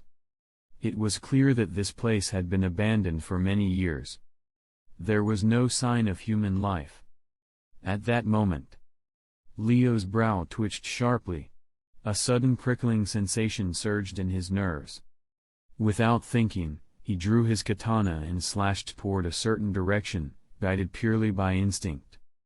At that exact moment, a bullet was fired from behind a nearby ruined house. Boom! Leo's slash met the bullet midair. A burst of dazzling sparks lit up the scene. The blade shattered on impact, and Leo's hands were torn at the joints. But the bullet veered off course and struck a nearby wall. Huh? The shooter let out a startled sound, clearly shocked by what had just happened. Splitting a bullet with a blade was practically impossible. A bullet exits the barrel faster than the speed of sound, around 900 meters per second. Sound only travels at 340 meters per second. By the time you hear the gunshot, the bullet's already hit you. Bang! Bang! Bang! Gunfire rang out again, 3 rapid shots. Leo backstepped in a blur, twisting his body unpredictably and dodging each shot with nimble, erratic movement. The bullets hit nothing but empty air. Chapter 27. While dodging, Leo flung the broken blade backward. The shooter saw a flash of cold light, and in the blink of an eye, a sharp shard of the broken katana flew toward his face. His expression changed slightly, and he immediately ducked low. Thunk. The broken blade embedded itself in the wall behind him, the steel fully submerged, leaving only the hilt exposed. The man stared at the knife handle in alarm. What strength! He's terrifying. His power, speed, reflexes, intuition, experience, everything is developed. He's clearly been through countless battles. The higher-ups sent me a target like this. Is this some kind of warning? The shooter's murmured doubts didn't reach Leo. At that moment, Leo crouched behind a crumbling thatched hut, his expression thoughtful before his brow furrowed. I get it now. He murmured with newfound clarity. This trial targets my weakness. I lack long-range options. Ha ha. Leo couldn't help but laugh and even felt a tinge of excitement. He was noticing changes in himself. Since the first trial, he'd grown more self-aware, able to identify his weaknesses more easily. And it felt good. To recognize oneself clearly, and then surpass it. I really love Nen. Leo grinned widely. He took a deep breath and bolted toward the other side of the hut. Mid-stride, a quarter of his aura vanished. Death-chasing wolf. Ra. A towering, 2.3-meter-tall werewolf with rippling muscle, dense fur, and razor-sharp claws and fangs burst out from behind the thatched house. Leo's werewolf form moved with incredible speed, streaking across the field like a shadow. Swish! Swish! Swish! With a few agile bounds, he arrived just outside the house where the gunman was hiding. Whoosh! Leo snatched up a brick and hurled it into the structure. The crumbling wall exploded on impact, debris flying in every direction. What? The gunman inside shouted in surprise, barely managing to avoid the flying rubble. He rolled aside, kicked open the half-shut door, and darted out of the house. The moment he stepped outside, he crouched and leveled his gun, aiming directly at Leo. A werewolf? He hesitated, finger on the trigger. What stood before him wasn't the young man from earlier, but a hulking werewolf. A Nen user? His expression darkened. Nen users were a troublesome breed. The weak ones were no different from civilians. But the strong? They could single-handedly wipe out elite squads of over 10 trained fighters. And the werewolf before him? Definitely one of the strong ones. Judging by that beastly form, he's clearly a close-range specialist, the gunman deduced. Meanwhile, Leo activated Gyo to study the shooter. He noticed thin wisps of aura drifting off the man's head, unrestrained by 10. That confirmed it. The shooter wasn't a Nen user. Though he doesn't use Nen, that gun. It's no less dangerous than any Nen technique, Leo thought, examining the weapon calmly. Among the 4 major principles of Nen, 10 reinforces the aura around the body. Its strength serves as a baseline for aura defense. It also grants slight physical resistance, but only marginally. Partly because 10's aura remains loose and fluid. And partly because most people don't have enough aura to form a thick defense. At best, it clings to the skin like a thin veil, not enough to stop physical attacks. Only by using Ko to condense aura at a point can one create real defensive power. But most fighters, especially those facing firearms, opt to dodge rather than waste aura trying to tank bullets. My Ko isn't particularly strong, and I don't have a huge aura pool either. It's like wearing wicker armor, Leo thought. But with the added toughness of my werewolf form, the combined defense is pretty solid. All those thoughts passed in seconds. The two stared each other down, strategies forming simultaneously in their minds. I can't let him get close. I need to close the distance. Bang! The shooter opened fire without warning. His technique, aim with intent, fire without hesitation, was flawless. If Leo hadn't already been watching closely, he wouldn't have reacted in time. RRGH. The moment the gunman shifted, Leo began to retreat. But he was still too late. A stabbing pain bloomed in his lower right abdomen. Leo touched the spot, blood oozed from the wound. A bullet had pierced through his aura and embedded itself in his flesh. Bang bang bang. The shooter followed up with a steady hand, repeatedly aiming at Leo's abdomen, the largest target on his body. Swish, swish, swish. Leo dodged swiftly, his movements a blur. In just seconds, he shifted position 7 times. Even so, he was hit. 3 bullets struck, 1 in the abdomen, 1 in the right leg, and 1 in the shoulder. The shooter had fired 5 rounds total. Hey! The man chuckled, moving with relaxed confidence, then resumed firing at Leo. Bang! Bang! Bang!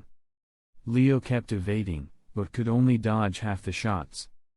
Blood blossomed again and again across his body. The shooter's smirk deepened. Until... clink! Clink! Several bullets popped out of Leo's body and dropped to the floor with metallic thuds. The shooter's expression froze. You just figured it out? Leo gave a light smile. Looks like you're not used to fighting the weak. I've been misleading you from the beginning, guiding your aim right to me." As he spoke, more bullets squeezed from his wounds and dropped with soft pings. With 10 reinforcing his body, plus the thick fur and dense muscle from death-chasing wolf, the bullets hadn't pierced far. Instead, they had been lodged in muscle. "You never intended to get close to me," the gunman realized aloud, staring at Leo in disbelief. It finally made sense. Earlier, Leo had kept roughly 20 meters away, occasionally feinting to approach, only to back off after being hit.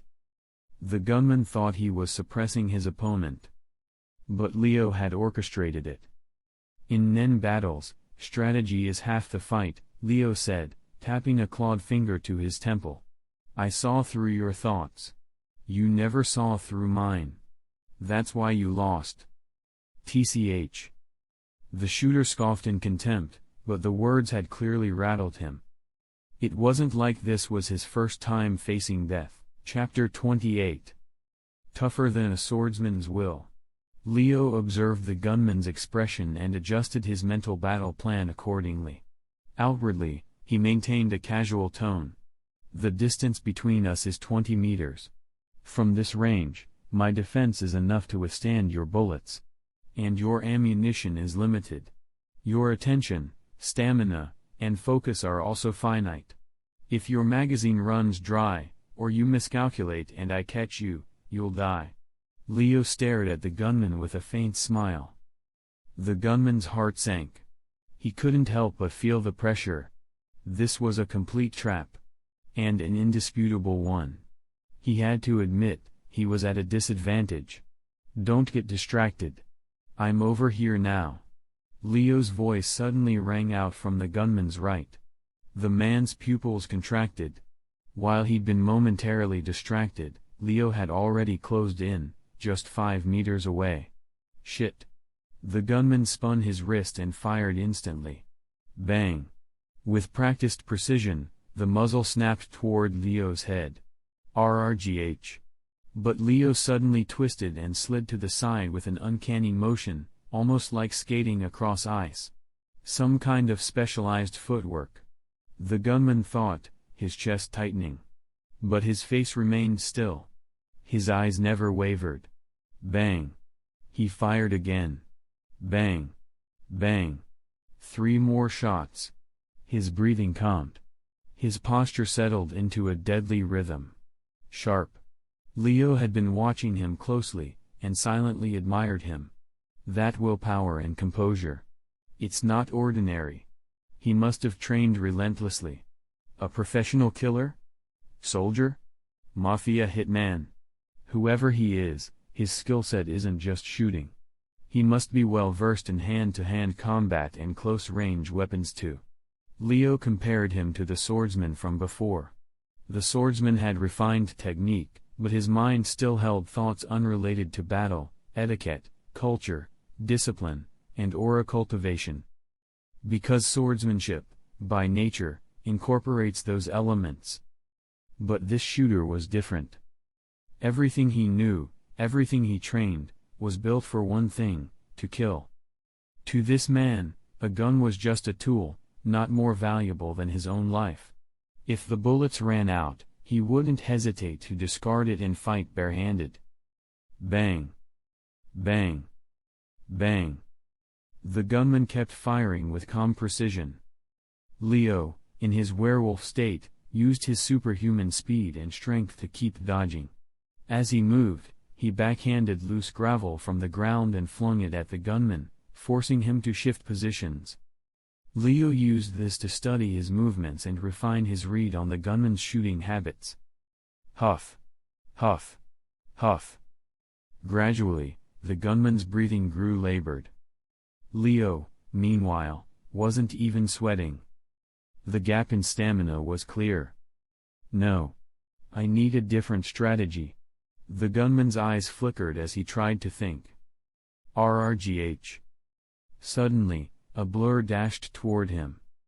Question mark. The gunman's instincts screamed. Bang bang bang. He reacted instantly, firing 3 times, aiming for Leo's head, heart, and abdomen? But Leo twisted as he ran, slipping between the bullets. 2 whizzed past harmlessly. Only the third grazed his waist. Out of 3 shots, only 1 connected, and even then, it barely nicked him. The gunman's face twisted in disbelief. That wasn't luck.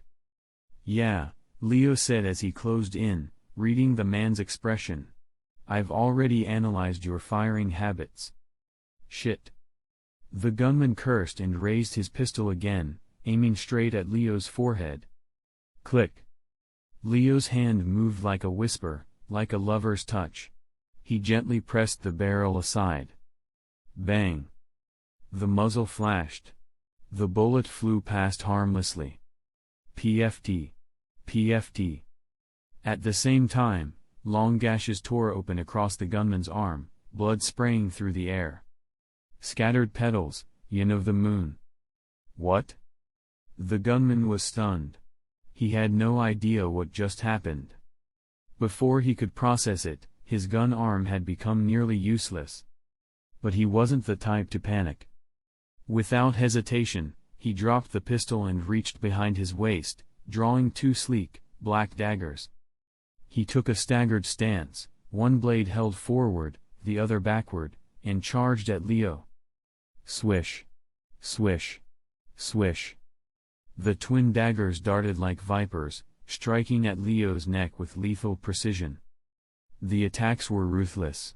Each one aimed to kill. Hey. Leo remained calm, smirking as he raised his claws to meet the onslaught. Fei Wu-style claw technique versus elite dagger combat, head-to-head. Clang. Clang. Clang. For over 20 seconds, they clashed at blinding speed. Eventually, the gunman faltered, his injured hand trembling. He could no longer grip the dagger.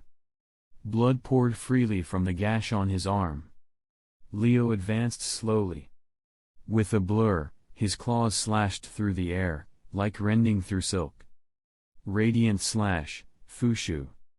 Faint arcs of claw-shaped energy cut forward. The gunman's eyes went wide. In desperation, he raised both daggers to block. Crack. Suddenly, his hands felt weightless. The daggers had been split clean in 2, pieces clattering to the ground. The gunman's expression froze. Color drained from his face. He was staring at death. But Leo didn't strike the final blow. Instead, he stepped back more than 10 meters and chuckled. You think I didn't notice? The gunman's secretive motion came to a halt. His right arm hung limp, seemingly useless. But his fingers were reaching for something on his belt, something he'd been trying to press. I already figured it out, Leo said calmly. You're not the type to surrender. Even cornered, you'd rather go down biting your enemy. You don't do despair. You do vengeance. He'd been read completely. Seen through, down to his soul. The gunman's expression turned cold and blank. No more shock. No more emotion. He was the kind who showed no mercy, not even to himself. Strapped to his waist was a high-powered explosive. Once activated, it could obliterate anything within 10 meters, including an elephant. It was his final card. His mutual destruction gambit. If he had no hope left, then he'd make sure to take his enemy with him. Chapter 29. You look young, but you're extremely cautious and experienced in combat. No wonder there's a 1 million Jenny bounty on your head. The gunman was silent for a moment, shifted his injured hand, and spoke in a casual tone. Now that his trump card had been seen through, it had lost its effect. 1 million? Leo raised an eyebrow. You didn't know? The gunman laughed. Someone posted a hit on you through Black Knight Golden Flower. The price is 1 million Jenny. I was the assassin sent by the organization. He paused and let out a small sigh. Honestly, with your strength, the bounty should be higher. Someone messed up the intel. I don't know if it was the client or the organization that underestimated you. Cough. The gunman suddenly gagged, dark blood spewing from his mouth. Leo narrowed his eyes. You took poison? Hey. Assassins who fail don't get to live. That's the rule. The gunman looked indifferent. The client used an intermediary named Cabrati. He's a well-known broker with a solid reputation. If you go through Cabrati, you might find the person who wants you dead. Why are you telling me this? Leo asked coolly. I just want you to bury me. The gunman's voice was weak but sincere. Fine. Leo nodded. Then, with a flick of his finger, he broke off one of his claws. Whiz. He raised his hand and hurled the severed claw forward. In the next instant, the gunman's body trembled violently. His eyes widened. A razor-sharp claw had pierced his chest, straight through the heart. He looked at Leo in disbelief as life left his eyes. Why? Why follow through after agreeing? Leo looked down at the corpse, his expression unreadable. Boom.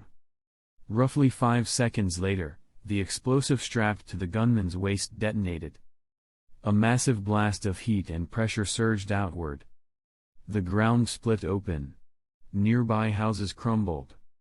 Dust and smoke engulfed the entire area within a 20-meter radius. The truth was now clear. The gunman had activated the bomb just before dying. His final plea had been a trap, to lure Leo into range and take him down with the explosion. He had weaponized his own death to try and destroy Leo. After I realized you were the kind of man who wouldn't surrender, even at the brink of death, I resolved not to approach until I was certain your aura had dispersed and your body was gone. Leo stood at a safe distance, watching the blaze with calm eyes. No fear. No emotion. Caution was the right choice. Thanks. You taught me the importance of being careful. He bowed slightly toward the fire, offering a rare gesture of respect. Trial complete. Whoosh. A stream of white aura rose from the flames and flowed into Leo's body. At the same time, the world around him darkened, like a stage play drawing its final curtain. Leo slipped back into semi-consciousness. When he came to, he was back in the guest room at Palladium's mansion. Soft light filled the space. A warm scent lingered in the air. Outside, wind and snow howled, but the fireplace crackled gently, driving away the cold. Not that Leo feared the cold. I'm back. His expression showed a hint of disappointment. That trial was too easy. It was just a warm-up. I barely had to exert myself. Compared to the previous 2 trials, this one felt shallow. But in truth, if Leo hadn't spent those 4 months diligently training, sharpening his claws, refining his nen, and upgrading, death-chasing wolf, he would have been in serious danger against the assassin. It was like he'd studied advanced material before taking a basic exam. In other words, his nen ability had outpaced the difficulty of the trial. It's time to use an oath. Leo nodded to himself. Oaths and restrictions were essential for mastering nen. Nen, like water in a pipe, flows naturally. But oaths and restrictions work like clamping that pipe. Press down slightly, and you increase the pressure, turning a trickle into a spray. The more you compress it, the more forcefully the aura blasts out. The sharper the restriction, the greater the boost in power. This was a core lesson for all advanced nen users. I've already decided on my oath and restriction. But before that, I need to review what I gained. Leo sat down and began organizing the unfamiliar memories now embedded in his mind. Tactical firearms knowledge flowed like a torrent. Models, origins, price points, strengths and weaknesses.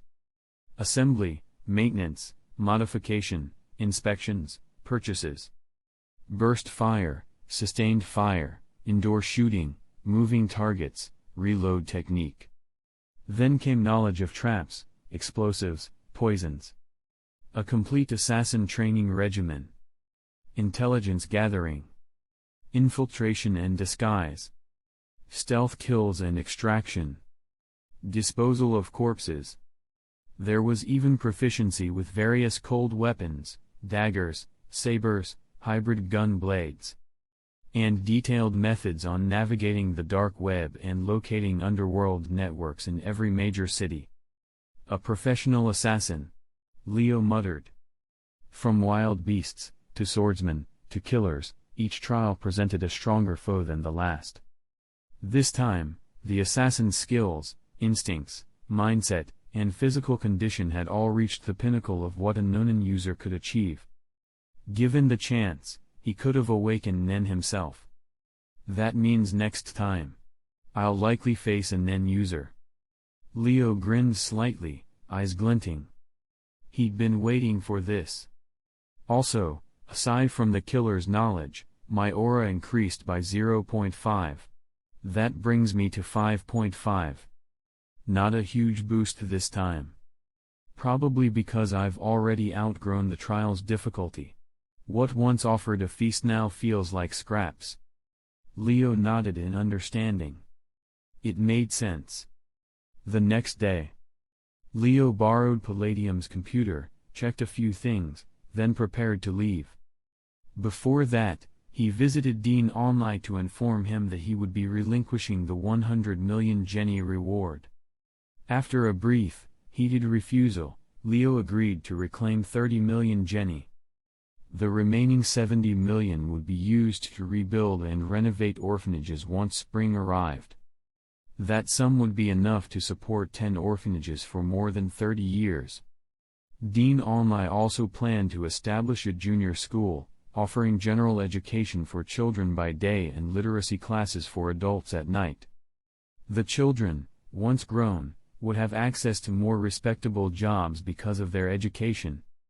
Meanwhile, the adult classes could charge modest fees to help fund operations. It was a sound and self-sustaining plan. With Palladium present to oversee everything, there was no risk of outside interference. Leo could leave with peace of mind. Chapter 30. Jerka's house. Leo rummaged through boxes and unearthed some dusty old earth-moving tools. They hadn't been touched in years, left to rust in a forgotten corner of Jerka's house. Perfect. Waste not, want not, Leo muttered, tapping one of the shovels. A crisp sound rang out. He nodded with satisfaction. Still usable.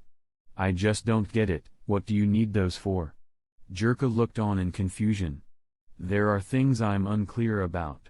Leo answered cryptically. That vague reply didn't satisfy Jerka in the slightest. Complete nonsense. No answers at all. Suit yourself, Jerka grunted, turning back toward the warmth of his room. Those tools are old anyway.